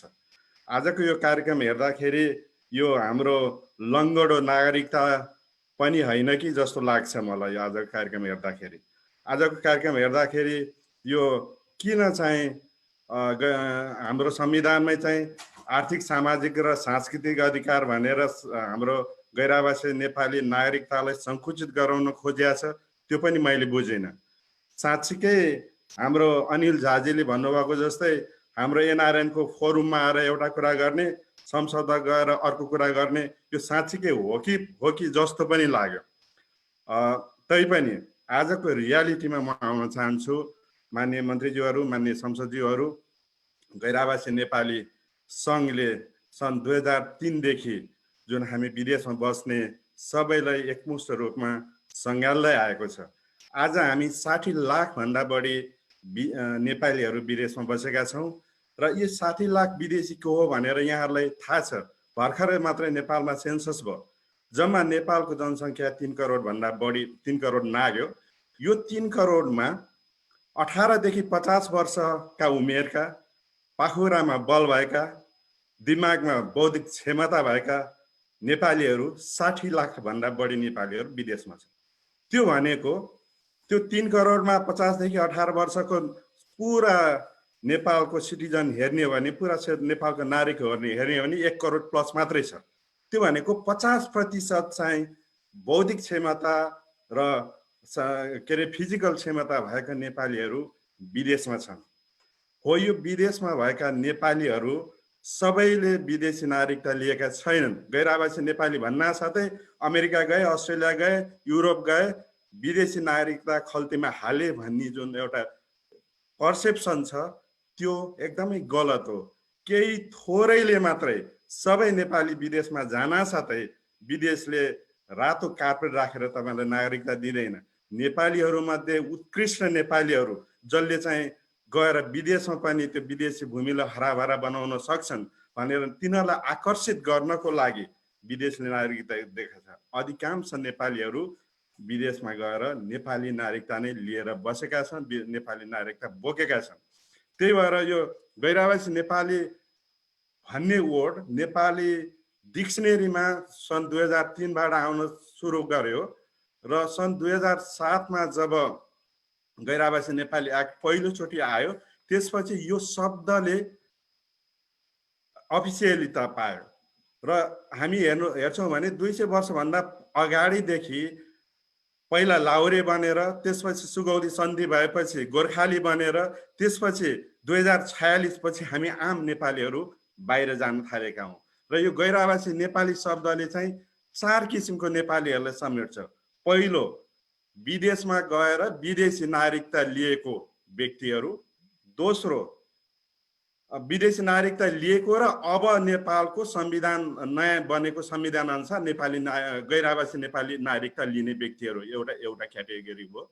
दोस्रो क्याटेगोरी विदेशमा गएर विदेशी नागरिकता लिइसकेपछि यस्ता देशहरू छन् जस्तै जर्मनी, बेल्जियम, जापान यस्ता देशहरू छन् उनीहरूले नेपालको नागरिकता फिर्ता लियो भने त्यो विदेशी नागरिकता छोड्नुपर्छ भनेपछि उनीहरूले चाहिँ विदेशी नागरिकता लिने तर नेपाली गैर आवासी नेपाली नागरिकता नलिने अथवा चाहिँ यो पिएनओ कार्ड मात्रै लिने दोस्रो नागरिक छन् भने तेस्रो नागरिकहरू अधिकांश नागरिकहरू विदेशमा गएर नेपाली नै नागरिकता राखेका नागरिकहरू छन्।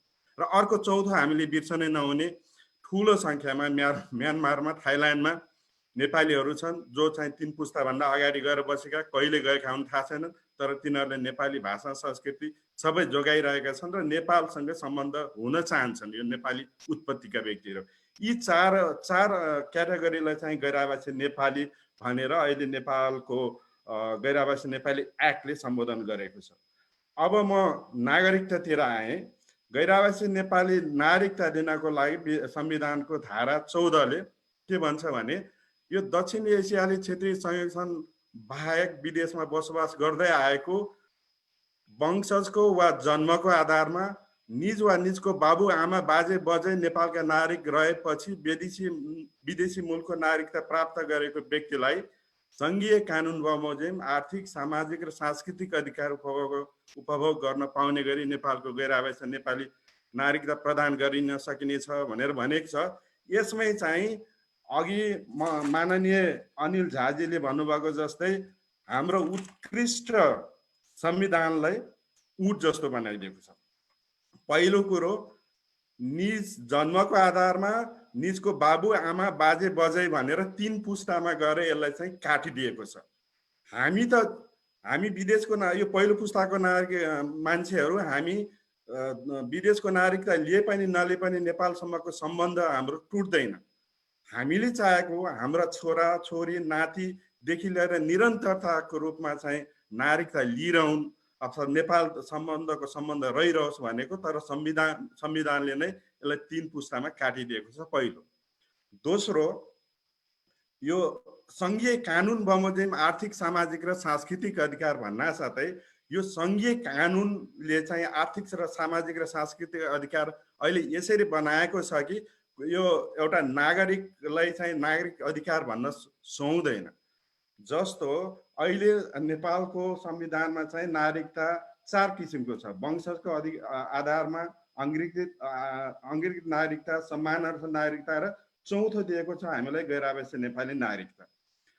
अरू सबै नागरिकहरूलाई चाहिँ के पाउने के नपाउने भनेर संविधानमा प्रष्ट रूपमा लेखेको छ।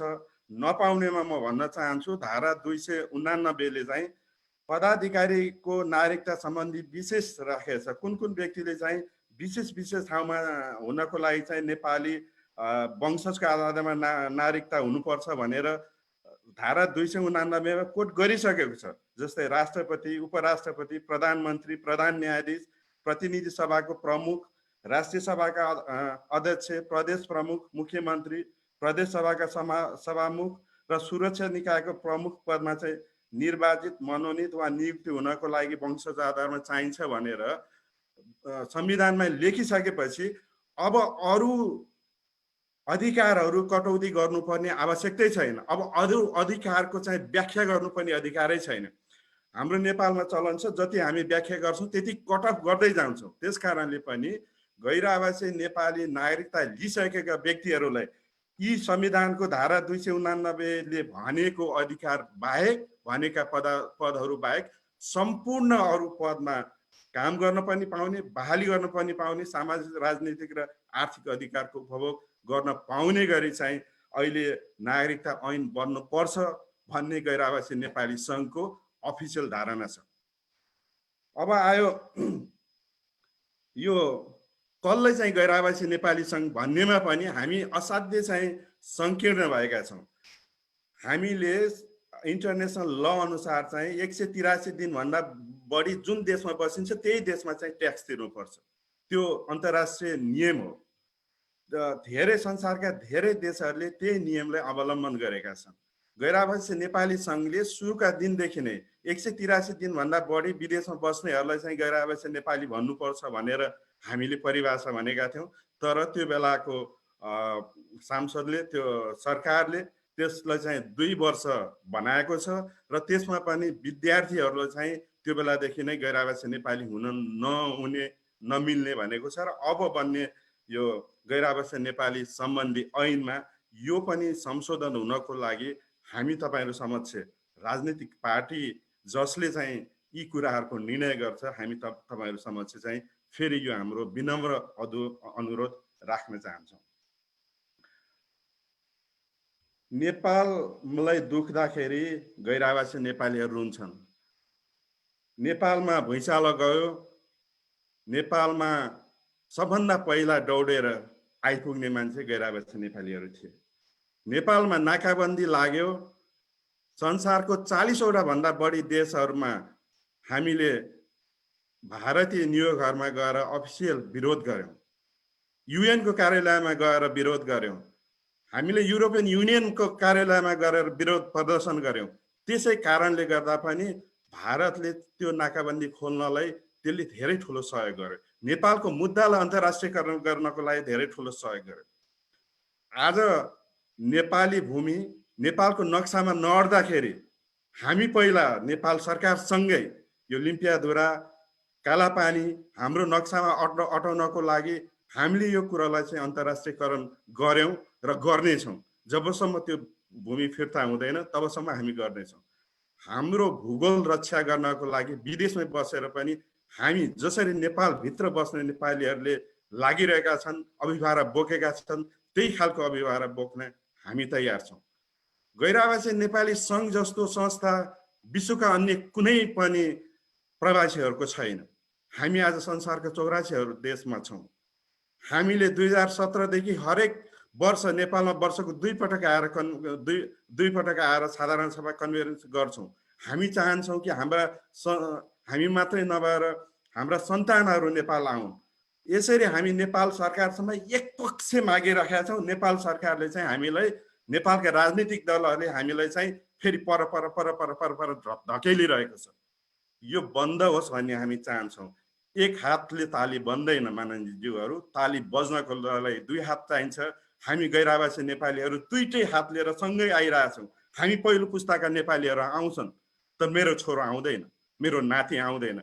यो मेरो छोरोलाई, मेरो नातिलाई आउने, हाम्रा छोरा र नातिलाई आउने वातावरण यहाँहरूले बनाइदिनु पर्छ भन्ने आग्रह हाम्रो छ। यहाँ म अघि यो हाम्रो संविधानमै भएको कमी कमजोरीको कुरा गर्न चाहन्छु। हाम्रो संविधानको धारा 291 मा नियुक्तिको लागि योग्य नहुने भनेर के लेखेको छ भने, यस संविधानमा जेसुकै लेखिए पनि यो चाहिँ हामी कति बाठा रहेछौँ भने हामी एक नियम कानुन एउटा बनाउँछौँ अनि जेसुकै लेखे पनि भनेर यति धेरै अपवादहरू हामी बनाउँछौँ कि यहाँ के लेखेको छ, यस संविधानमा जेसुकै लेखेको पनि विदेशको स्थायी आवासीय अनुमति पत्र लिएको नेपाली नागरिक यस संविधान बमोजिम निर्वाचनमा मनोनित वा नियुक्तको लागि योग्य हुने छैन भनेर। हामी मध्ये धेरै नेपालीहरू जो चाहिँ विदेशमा गएर विदेशी नागरिकता किन लिने, म हरियो पासपोर्ट नेपालको पासपोर्ट राखेर मर्न चाहन्छु भन्ने मान्छेहरूले चाहिँ हामीले यो विदेशको पिआर मात्र लिएर बसेका छौँ। यो विदेशको पिआर लिनेहरू त त्यो देशको नागरिक पनि भएन, नेपालको नागरिक पनि भएन। नेपालमा कुनै पनि उसले चाहिँ नागरिकको अधिकारहरू हकहरू भोग चलन गर्न नपाउने भएको छ। यहाँ धेरैचोटि चाहिँ संविधान संशोधनका कुराहरू आएको छ। हामीले चाहेका थियौँ कि अस्ति संविधान संशोधन हुँदाखेरि यस्ता खालका कुराहरू तपाईँहरू जिन्दगीभर राजनीति गरेर आएको मान्छेहरू हुनुहुन्छ, राम्रोसँग नेपालको संविधान बुझ्नु भएको छ। नेपालको संविधानमा भएका यस्ता खालका त्रुटिहरूलाई संविधान संशोधन गर्दाखेरि तपाईँहरूले टेबल नगर्नु भएकोमा हाम्रो मन रोएको छ। त्यस्तै गरी यो हामी के भन्न चाहन्छौँ भने नागरिक अधिकार भनेको सबभन्दा पहिलो अधिकार भनेको भोटिङ राइट हो, त्यसपछि मात्र अन्य अधिकारहरू हुन्छन्। त्यसकारणले अहिलेको गैर आवासीय नेपाली नागरिकता भन्नको लागि मात्र, देखाउनको लागि मात्र गैर आवासीय नेपाली नागरिकता हो, त्यो अधिकार विहीनको नागरिकता। त्यसले पनि हामीले पहिलो स्टेपमा एक्सेप्ट गरेका छौँ। हामीलाई असाध्यै खुसी लागेको छ 2007 मा हामीले गैर आवासीय नेपाली नागरिकताको निरन्तरता भन्दाखेरि यति धेरै नेताहरू बुझ्ने भइसक्नु भएको थिएन। हामीले धेरैलाई बुझाएछौँ र अगाडिको दिनहरूमा चाहिँ अब धेरै नेताहरूले बुझेर पूर्ण अधिकार सहितको नागरिकता गैर आवासीय नेपालीहरूलाई प्रदान गर्नुहुन्छ भन्ने मलाई आत्मविश्वास छ। यो गैर आवासीय नेपालीहरूलाई नागरिकता एउटा पेपर हो, देशले दिने एउटा पेपर हो, तर गैर आवासीय नेपालीहरूले त्यो वहन गर्ने ठुलो जिम्मेवारी हो। एउटा पेपर दिएर यत्रो ठुलो जिम्मेवारी वहन गराउन सकिन्छ भने, एउटा पेपर दिएर आधा भन्दा बढी विदेशीका नेपालीहरूलाई नेपाल भित्राउन सकिन्छ भने, आर्थिक लगानी बौद्धिक लगानी गराउन सकिन्छ भने त्यसमा तपाईँहरू किन कन्जुसी गर्नुहुन्छ? त्यस कारणले यो हेर्नुहोस्, आजको हाम्रो कन्फरेन्सको टाइटलै हामी साधारण सभा मात्रै गरेका छैनौँ, सेकेन्ड नलेज कन्फरेन्स भनेर गरेका छौँ। एक किसिमले हामीले नेपालमा लगानीका कुराहरू त गरिरहेका छौँ, बौद्धिक लगानीको कुरा चाहिँ भएको छैन। ब्रेन ड्रेनेज जुन भएको थियो त्यसलाई चाहिँ नेपाल फिर्ताउन सकिएको छैन भनेर गैर आवासीय नेपाली सङ्घले 2 वर्ष अगाडिदेखि चाहिँ हरेक 2-2 वर्षमा हरेक रिजनमा, हामी त अब हरेक कन्ट्रीमा भन्छौँ, हरेक कन्ट्रीमा तपाईँलाई थाहा छ हजारौँ नेपाली साइन्टिस्टहरू, प्रोफेसरहरू, डाक्टरहरू, इन्जिनियरहरू काम गर्दैछन्। तिनीहरू लुकेर बसेका छन्। तिनीहरूलाई नेपालसँग लिङ्क गर्नको लागि चाहिँ हामीले यो नलेज कन्फरेन्स गर्दैछौँ। त्यस कारणले हामी खुल्ला हृदय लिएर नेपालसँग जोडिनको लागि हामी यहाँसँग अनुरोध गरिरहेका छौँ। हामीले गर्ने हो यो अनुरोध, दोस्रो पुस्ताका नेपालीले गर्दैन, त्यो बेलामा नेपालले पछुताउनु नपरोस् भन्ने मलाई हाम्रो गैर आवासीय नेपाली सङ्घको चाहिँ आग्रह छ। मैले अगाडि नै भने आधा भन्दा बढी हातमा पाखुरामा बल भएका र अलिकति सोच्न सक्ने विज्ञता भएका मान्छेहरू विदेशमा छन्। संसारको सबै देशले, इभन अफ्रिका जस्तो देशहरूले पनि आफ्नो देशमा चुनाव हुँदाखेरि आफ्ना नागरिकहरूलाई भोट हाल्न सक्ने प्रावधान गरेको छ। अब के नेपालले सक्दैन? योभन्दा अगाडिको निर्वाचन आयोगले छुट्याएको पैसा, त्यो आधा भन्दा कम पैसामा, लगभग 60% पैसामा चाहिँ निर्वाचन सम्पन्न गर्यो। मलाई लाग्छ 20 अरब जति पैसा छुट्याएको थियो, 12 अरबमा चाहिँ निर्वाचन सम्पन्न गर्यो। त्यो 12 अरबमा अर्को 2 अरब खर्च गर्दै आए त हामी विदेशमा बस्ने बाँकी साथीहरूले पनि भोट हाल्छौँ। हामी त्यो नेपाली नागरिकता नै राखेको, हरियो पासपोर्ट बोकेका मान्छेहरूलाई हाम्रो हक र अधिकार प्रयोग गर्ने त्यो वातावरण तपाईँहरूले बनाइदिनुहोस्। तपाईँहरू नडराउनुहोस् कि विदेशमा बसेका यी 60 लाख व्यक्तिहरूले भोट हालेर के तपाईँहरूको चुनावको नतिजा अर्को आउँदैन भन्ने कुरामा तपाईँहरू नडराउनुहोस्। तपाईँहरू मध्ये उत्कृष्टलाई हामी चुनावमा जिताउँछौँ। उत्कृष्टलाई जिताएर अनि देशलाई समृद्ध बनाउने कुरोमा हामी तपाईँहरूसँग लाग्छौँ। यति भन्दै योभन्दा पछाडि अझ धेरै हाम्रा नेपाली काङ्ग्रेसका नेकपाका दिग्गज नेताहरू हुनुहुन्छ र म के भन्न चाहन्छु भने यी हाम्रा कुराहरू यो फोरममा भएका कुराहरूलाई तपाईँहरूको पार्टीलाई कन्भिन्स गर्ने तपाईँ नेताहरूको जिम्मा हो। तपाईँले यहाँ अहिले राम्रो बोल्नुभयो, हामीलाई खुसी पार्नुभयो, हामी यहाँ ताली बजाएका छौँ, त्यतिले पुगेको छैन।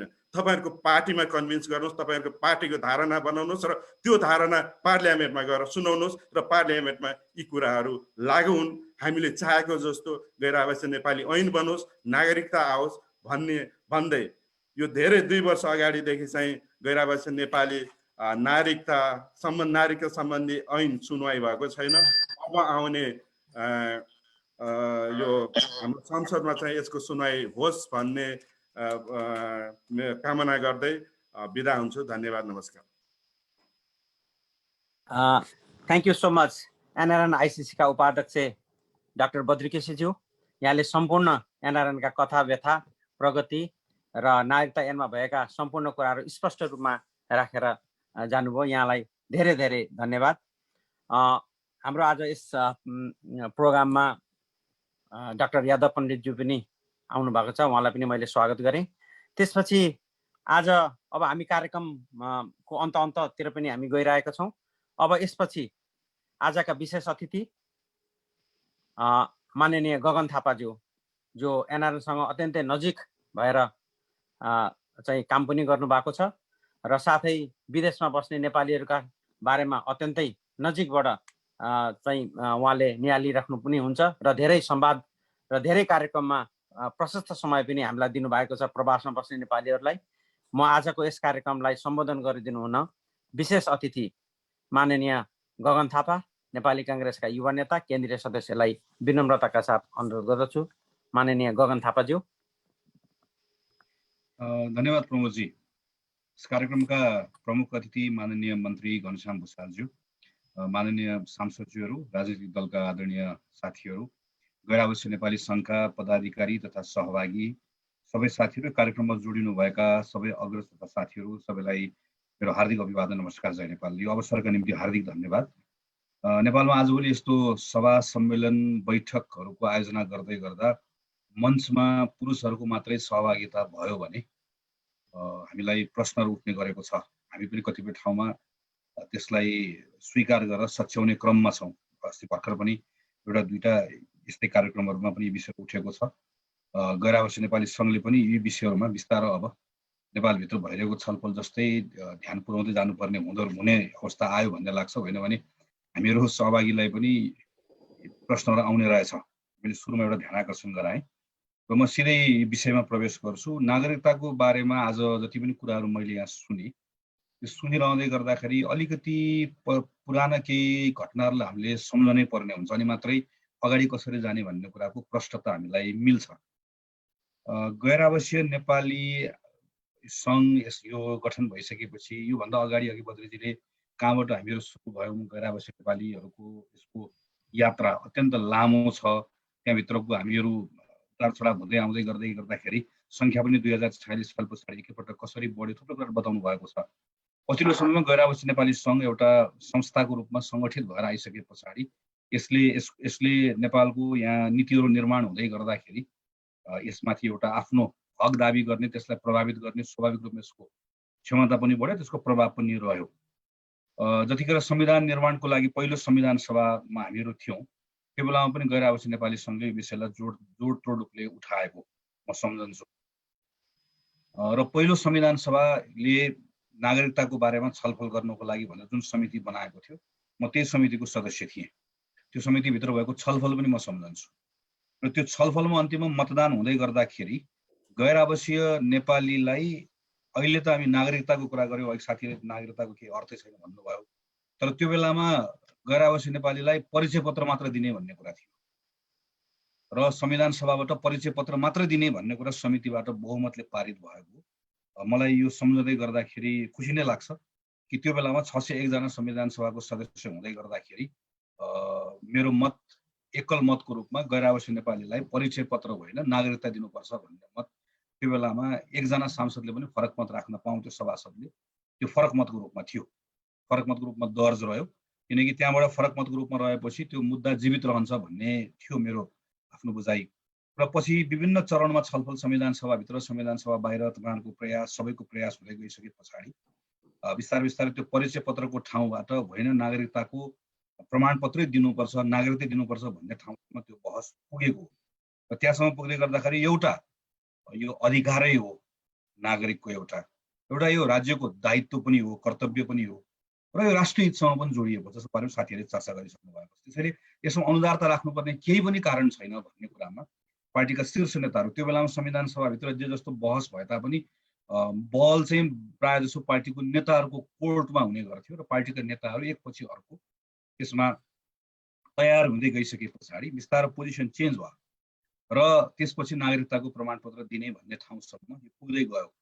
संविधानको निर्माण गर्ने क्रममा नागरिकताको बारेमा हामीहरूको अनुदारता कतिसम्म थियो भन्ने कुरा तपाईँ अनुमान लगाउन सक्नुहुन्छ कि हाम्रा छोरीहरूले विवाह गरेको ज्वाइँले जीवन नेपालभन्दा बाहिरको गैर नेपाली नागरिक छ र नेपाली छोरीले विवाह गरेकोबाट वैवाहिक सम्बन्धबाट यहाँ पुरुषले विवाह गरेर आएको महिलालेबाट सृजना हुने अङ्गीकृत नागरिकताकोमा लागेको बन्देजको बारेमा चर्चा गर्नु तर छोरीबाट विवाह भएर आउने ज्वाइँले त जीवनभर अङ्गीकृत नागरिकता पनि नपाउने अहिलेको हाम्रो संविधानले गरेको व्यवस्था छ।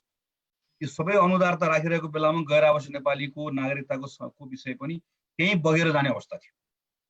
त्यसले यो त्यो तपाईँहरूको लडाइँ त्यहाँभित्रको सबै तपाईँहरूको निरन्तरको प्रयास यो प्रतिको सकारात्मक नेपालभित्र रहेका नेपालीहरूको पनि एउटा बुझाइ यो सबै कुराले गर्दाखेरि यो ठाउँसम्म पुगेको भन्ने कुरा चाहिँ स्वीकार गर्नुपर्छ र यो कुरालाई पनि हामीले मान्नुपर्छ भन्ने कुरालाई म आग्रह गर्न चाहन्छु कि त्यो अवस्थालाई हामी कहाँबाट आयौँ भन्ने कुरा पनि नबिर्सौँ।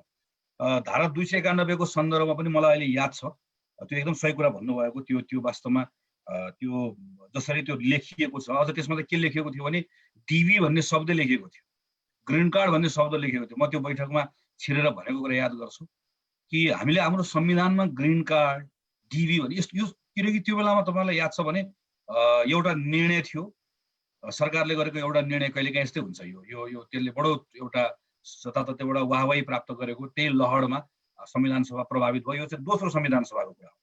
दोस्रो संविधान सभाको छलफल बहस त्यसले प्रभावित गर्यो त्यति कुरा कम्तीमा सच्याउन लगायौँ तर त्यो नपर्नुपर्ने नचाहिने कुरा त्यहाँभित्र चाहिँ त्यो अघि भनेको जस्तै त्यो डर त्यो अनुदारता कतिपय कुरालाई रोक्न सक्यो कतिपय कुरालाई रोक्न सकेन यो त्यसरी पर्न आएको। अब यो बद्रीजीले एकदमै महत्त्वपूर्ण कुरा उठाउनु भयो र त्यो सबभन्दा महत्त्वपूर्ण कुरा हो। 4 थरी भन्नुभएको कुरा मैले यो 3 थरी त्यही कुरालाई राख्न खोजेको हो। एउटा जो नेपालभन्दा बाहिर बस्नु भएको छ नेपाली नागरिकता छ तपाईँहरू चाहिँ नेपाली नागरिकता नेपाली पासपोर्ट बोकेर बस्नु भएको छ त्यसलाई त्याग गर्नु भएको छैन त्यसको बारेमा हामीले कुराकानी गर्नै परेन सक्यो। केही प्राविधिक कुराहरू मात्र छन् त्यो पहिला पनि मिलेको थियो अझ मिलाउन सकिन्छ नमिलेको कुराहरू। तपाईँहरू जस्तो अर्को दोस्रो भनेको पहिलो पुस्ताको नेपालीहरू जो भर्खर नेपाल आधा समय नेपाल बसेर अहिले नेपालभन्दा बाहिर हुनुहुन्छ बाहिरको नागरिकता लिनुभएको छ तपाईँहरूमध्ये जसले अब नेपालको नागरिकता पनि राख्न पाए हुन्थ्यो भनेर सोचिराख्नु भएको हो। नेपालको नागरिकता राख्न नपाउँदै गर्दाखेरि पनि तपाईँहरू अघि नै राजेन्द्र लिङ्गदेन मान्यजीले भन्नुभएको जस्तो भावनाको हिसाबले नेपालसँग जोडिने कुरामा कसैले भन्नै पर्दैन संविधानले पनि भन्नु पर्दैन कानुनले पनि भन्नु पर्दैन दलले नेताले कसैले भन्नै पर्दैन तपाईँहरूको खुट्टा उता छ मान्यता छ तपाईँहरू आधा होइन पुरै नेपाली त्यसमा कहीँ कतै के पनि कुरै छैन त्यसमा अरू के पनि चाहिँदैन। हामीले अहिले गरेको व्यवस्थाले यो पुस्ताको नेपालीलाई सम्बोधन गर्यो तर हामीले खास खोज्नुपर्ने भनेको चाहिँ तपाईँहरूको छोराछोरी तपाईँहरूको नाति नातिना पछाडि जब त्यसपछि त्यो जेनेरेसन हुँदै जान्छ त्यहाँनिरको नेपाली आइडेन्टिटीलाई चाहिँ हामीले रिकग्नाइज गर्ने कि नगर्ने हामी यसलाई रिकग्नाइज गर्ने कुराको सन्दर्भमा चाहिँ हामीहरू चुकेको छौँ। हामी त्यहाँनिर अलिकति अनुदार भएका छौँ थोरै कुरा डराएका छौँ र यसले फेरि अघि नै मैले भनेको आधारभूत प्रश्नमा लिएर जान्छ। जतिखेर संविधान सभामा छलफल हुँदै गर्दाखेरि एकातिर त्यो उदारता राख्नुपर्छ उदारता राख्नुपर्नेको पछाडि अधिकारको दायित्वको राष्ट्रिय हितको कुराको हेर्ने एउटा कोण भयो। अर्को कोण चाहिँ त्यो सेन्स अफ इन्सिक्युरिटी हामीहरूको नागरिकताको बहसमा सधैँभरि देखिन्छ। हामीहरूमा आएर नेपालको यो नागरिकताको सन्दर्भमा चाहिँ त्यो कसरी हाम्रो राष्ट्रियतासँग जोडेर त्यो प्रश्न आउँछ भने यो गैर नेपालीहरूले नेपालको नागरिकता लिएर खाइदिन्छन् निल्दिन्छन् जस्तो कति हाम्रो तपाईँले बहस सुन्नुभएको छ भने कहिलेकाहीँ आउँछ नि गिरिजाप्रसाद कोइरालाको पालोमा 40 लाख नागरिकता बाँडियो नागरिकता बाँडिएको संख्या करिब 29 लाख थियो 29 लाख नागरिकता बाँडिँदै गर्दा 15 लाख पहाडमा बाँडिएको थियो करिब 14 लाख चान्चु मधेसमा बाँडिएको थियो मधेसमा बढी पहाडमा बाँडिएको थियो मधेसमा बाँडिँदै गर्दा पनि सबभन्दा बढी वंशज बाँडिएको थियो। केही हजार नागरिकता स्वाभाविक रूपमा त्यहाँभित्र अनियमितताहरू भएका छन् जसको छानबिन गर्ने कुरा सधैँभरि थियो छानबिनको कार्यभित्र रहिराख्नुपर्छ, छानबिन गर्नुपर्छ। तर त्यो पपुलर यो पिपलको बुझाइमा चाहिँ के छ त्यो भने अहिले पनि चाहिँ लाखौँ नागरिकता बेच्यो भन्ने छ। किनकि दिनरातको एउटा डरको एउटा मनोविज्ञानसँग हामीहरू खेल्छौँ कि हामीहरूकोमा लाखौँ मानिसहरू बाहिरबाट नेपालको नागरिकता लिएर नेपाल छिर्न खोजेका छन्। ज्वाइँको नागरिकताको सन्दर्भमा जसलाई हामी ज्वाइँ भनेर चलन चल्तीमा भन्यौँ, वास्तवमा त्यो ज्वाइँ भान्जा भान्जी भनेर व्यक्तिको हुन्छ, राज्यको हुँदैन। राज्यको नागरिक हुन्छ, नागरिकसँग सम्बन्ध हुन्छ। कसैले मेरो दुईटा छोरी छ, मेरो दुईटा छोरी त मेरो छोरी हो नि, मेरो छोरीको श्रीमान मेरो ज्वाइँ हो। राज्यको लागि राज्य त मामा हो र आमा हो नि, उसका निम्ति कोही ज्वाइँ कोही कोही कोही बुहारी भान्जा भान्जी भन्ने जुन खालको बहस हामीहरू गर्छौँ, केही कुराबाट प्रभावित हो गैर आवासीय नेपाली नागरिकताको सन्दर्भमा संविधानमा राखेको बन्देज पनि। यो कुरालाई हामीले बिर्सनु हुन्न।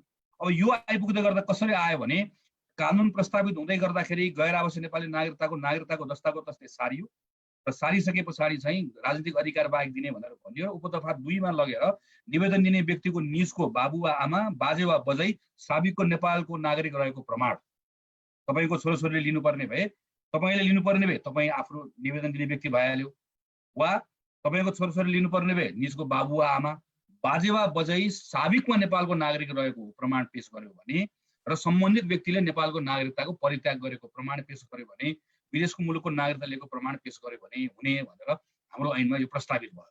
यो ऐन प्रस्तावित हामीले संशोधन हाल्यौँ। हामीले हालेको संशोधनमा यो राजनीतिक अधिकार बाहेकको आर्थिक सामाजिक सांस्कृतिक अधिकारको व्याख्या गर्नुपर्छ। अहिले समितिले यसलाई पारित गरेको छ। यो गैर आवासीय नेपाली नागरिकताको मात्र कानुन होइन, यो नागरिकताको कानुन हो। नागरिकताको कानुनमा अहिले मतभेद छ, यो हाम्रो बिचमा ठुलो द्वन्द्व छ, तर यो गैर आवासीय नेपाली नागरिकतासँग जोडिएको छैन। यो विषय यो महिला र पुरुषको समानताको कुरा र वैवाहिक अङ्गीकृत नागरिकतासँग जोडेको कुराले गर्दा नागरिकताको विषय अस्ति करिब पार्लियामेन्टमा पेश हुँदै गर्दा हाम्रो पार्टीको तर्फबाट यो विधेयकलाई यसरी संसदमा प्रस्तुत गर्न पाइँदैन हुँदैन भनेर भनिरहेको पोजिसनको अवस्था थियो। अहिले अब जस्तोसुकै भए पनि अब आउने हाउसको सेसनबाट यो नागरिकताको विधेयक हाम्रो अरू विषयमा हाम्रो आफ्नो पोजिसन होला। गैर आवासीय नेपाली नागरिकताको सन्दर्भमा पारित हुने विषय हामीले हेऱ्यौँ भने मन्त्रालय मात्र भनिएको ठाउँमा मन्त्रालय भन्दा बाहेक सम्बन्धित देशको नियोगले पनि गर्न पाउने भनेर भनिएको छ। त्यसै गरिकन नागरिकता पाउने व्यक्तिले यदि नागरिकता परित्याग गर्यो भनेर भनेको ठाउँमा चाहिँ लिएको छैन भने परित्याग गर्नु पर्दैन है भन्ने कुराले थप प्रश्न बनाएको छ। नेपाली नागरिकता पाउने व्यक्तिले नेपाली वा नेपालमा बोलिने कुनै एउटा मातृभाषा बोल्न जानेको हुनुपर्ने छ भन्ने कुरा यो समितिले थपेको रहेछ। अर्को एउटा कुरा यो त्यसै गरिकन चाहिँ यो नेपाली यदि तपाईँले गैर आवासीय नेपाली नागरिकता लिँदा निजले पहिले लिएको नेपाली नागरिकताको प्रमाणपत्र खिची यो दफा बमोजिमको नागरिकता दिनुपर्ने छ। त्यो नागरिकता छ भने नागरिकता फिर्ता लिने भनेको छ र नेपालको अखण्डता सार्वभौमत्व लगायतको विषयहरूमा चाहिँ यो नागरिकता यो प्रतिबद्ध रहने र गैर आवासीय यदि यसको हित विपरीत काम गर्यो भने रद्द गरिनेछ भन्ने कुरा केही समितिले सबैलाई पठाएको छ र यो नै करिब संसदबाट पास हुने प्रतिवेदन हो। यो पास भइसकेपछि गैर आवासीय नेपाली नागरिकताको ऐन पहिला जुन सरकारले प्रस्तावित गरेको कुराहरूमा केही कुराहरूमा सुध्रिएर केही कुराहरूमा सङ्कुचित भएर यो यसबाट पारित हुन्छ। त्यसैले म बद्रीजी मार्फत गैर आवासीय नेपाली सङ्घलाई के कुरामा आग्रह गर्न चाहन्छु भने केही कुराहरूमा हामीहरू प्रश्न हौँ। पहिला यो अहिले भएको तत्काल पारित गरौँ। यो पारित गरेर एउटा चरण सकियो। त्यस पछाडि यहाँभित्र थप्नुपर्ने कुराहरू छ।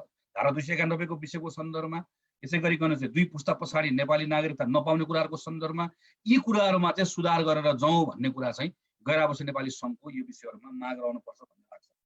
भोटका सन्दर्भमा पनि सर्वोच्च अदालतको निर्णय छ। राजनीतिक दलहरूले पनि त्यो निर्णयको स्वागत गरेको अवस्था छ। परमादेश जारी भइसकेको छ। यो अब अहिले भन्नुपर्ने कुरा भनेको हामीले सबै कुरालाई एकै ठाउँ राख्यौँ भने केही पनि प्राप्त हुँदैन र यो राज्य सञ्चालन गर्ने मानिसहरूलाई, नीति निर्माण गर्ने मानिसहरूलाई बडो सजिलो हुन्छ। किनकि सबै माग दिएको छ, त्यो माग अहिले पुरा गर्न सकिन्न भनेपछि केही पनि पुरा नगरिदिन्छ। अहिले के भन्ने हाम्रो कुरा रहनुपर्छ भने अहिलेलाई सर्वोच्च अदालतले जारी गरेको परमादेशको आधारमा नेपालभन्दा बाहिर नियोगमा मत हाल्ने व्यवस्था गरेर नेपाली नागरिकता रहिरहेको जोसँग राजनीतिक अधिकार छ। यहाँ राजनीतिक अधिकार भनेको भोट यसले क्लियर हुनुपर्छ। यो संविधानले अहिले गैर आवासीय नेपाली विदेशको नागरिकता लिएको त्यसको आधारमा नेपालको गैर आवासीय नेपाली नागरिकतालाई राजनीतिक अधिकार भनेको त्यो अघि बद्रीजीले भन्नुभएको जस्तो अङ्गीकृत नागरिकको हकमा बन्देज लगाएको कुरा मात्र होइन, मत हाल्ने अधिकारलाई बन्देज लगाएको। मत हाल्ने अधिकार पनि प्राप्त गर्नुपर्छ। त्यो मत हाल्ने अधिकार कतिसम्मले प्राप्त गर्ने, कहिले प्राप्त गर्ने, कसले प्राप्त गर्ने, यो छुट्टै बहस, छुट्टै तपाईँहरूको आन्दोलनको माग जसमा व्यक्तिगत रूपमा म त्यो पक्षमा हो। अरू त्यसको पक्षमा नहुनेहरू पनि थुप्रै हुनुहुन्छ होला। कोही पक्षमा छौँ होला, कोही विपक्षमा छौँ होला। त्यसको अघि भने जनमत निर्माण गर्दै जान्छ। तर अहिले माग्ने वा भन्ने कुरा भनेको चाहिँ यो अब आउने चुनावबाट नेपालभन्दा बाहिरको नियोगहरूबाट नेपाली नागरिकता भएको व्यक्ति हरिबोलजी नेपाल आउनुभएको छ, भोट हाल्न पाउने। अमेरिका बस्दा भोट हाल्न किन नपाउने? त्यो भोट हाल्न पाउनुपर्छ। बद्रीजी नेपाल आयो, भोट हाल्न पाउने। त्यहाँ चाहिँ यो मिडल इस्टमा हुँदै गर्दा भोट हाल्न किन नपाउने, कतारमा युएमा हुँदै गर्दा भोट हाल्न किन नपाउने, त्यहाँ भोट हाल्न पाउनुपर्छ भन्ने कुराबाट हाम्रो यहाँको अहिलेको माग यतातिर जानुपर्छ। त्यसपछि अनि यो अगाडि बढ्दै जान्छ भन्ने मलाई लाग्छ। र मेरो अन्तिममा चाहिँ हामीले हाम्रो नेपालको तर्फ हाम्रो यहाँ बसिरहेको नेपालीहरूको ठाउँबाट हेऱ्यो भने चाहिँ हाम्रो तीनटा कुराको इन्ट्रेस्ट रहँदो रहेछ। एउटा अब नेपाल चाहिँ मेची महाकाली मात्र होइन, नेपाल संसारभरि जसरी फैलिएको छ, यो हाम्रो स्ट्रेन्थ हो, यो हाम्रो एसेट हो, हाम्रो यो बल हो। कमला ह्यारिस अहिले तपाईँहरूको अमेरिकामा चाहिँ अहिले उम्मेदवार हुँदै गर्दा वा हिजो बारेक ओबामा राष्ट्रपति हुँदै गर्दाखेरि जसरी यो कहाँबाट आएको परिवार कहाँबाट माइग्रेट भएर आएको भन्ने कुराले एउटा ठुलो एकछिनको रमाइलोको कुरा मात्र होइन, त्यसले त दुई देशको बिचको सम्बन्धमा जुन देशबाट आएको त्यो देशको त्यो ताकत बढाउने कुराको सन्दर्भमा अर्थ राख्यो। भोलि तपाईँहरू विभिन्न ठाउँमा विभिन्न पोजिसन लिँदै गर्दा तपाईँहरूको त्यो नेपाली लिनेजसँग चाहिँ नेपालको कहीँ न कहीँ नेपालले लिन सक्ने लाभ जोडिएको हुन्छ भन्ने हाम्रो अपेक्षा हुँदो रहेछ। अब हाम्रो लोभ हुँदो रहेछ।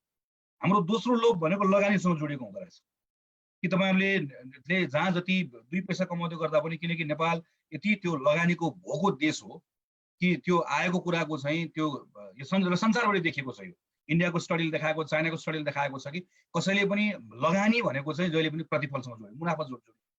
फिलान्थ्रोपी छुट्टै कुरा हो, तपाईँहरूले गर्दै आउनु भएको छ। तर तपाईँसँग 5 रुपियाँ छ भने तपाईँसँग भएको 5 रुपियाँ चाहिँ तपाईँले नेपालमा लगानी गर्दै गर्दा चाहिँ त्यो चाहिँ गए पनि जान्छ, डुबे पनि जान्छ। तर तपाईँ आफू भएको देशमा अरू कुनै देशमा लगानी गर्दै गर्दाखेरि 5 रुपियाँ 15 रुपियाँ हुन्छ भन्यो भने तपाईँले 15 रुपियाँ हुने ठाउँमै लिएर जाने। तर नेपालमा लगानी गर्दै गर्दाखेरि 5 रुपियाँ 10 रुपियाँ हुन्छ, केही अमेरिकामा लगानी गर्दै गर्दाखेरि पनि 5 रुपियाँ 10 रुपियाँ 11 रुपियाँ हुन्छ भनेर भन्यो भने त्यो 1 रुपियाँको ग्याप चाहिँ त्यो चाहिँ नेपाली हुने कुरासँग जोडिएको हुन्छ भन्ने कुरा चाहिँ इन्डियामा आएको लगानीले पनि देखायो, चाइनामा आएको लगानी पनि देखायो। किनकि लगानी गर्न आउने मान्छेले नेपालसँग जोडिएको लिनेजसँग आएका थुप्रै अरू एडभान्टेजहरू पनि हेरेको हुन्छ।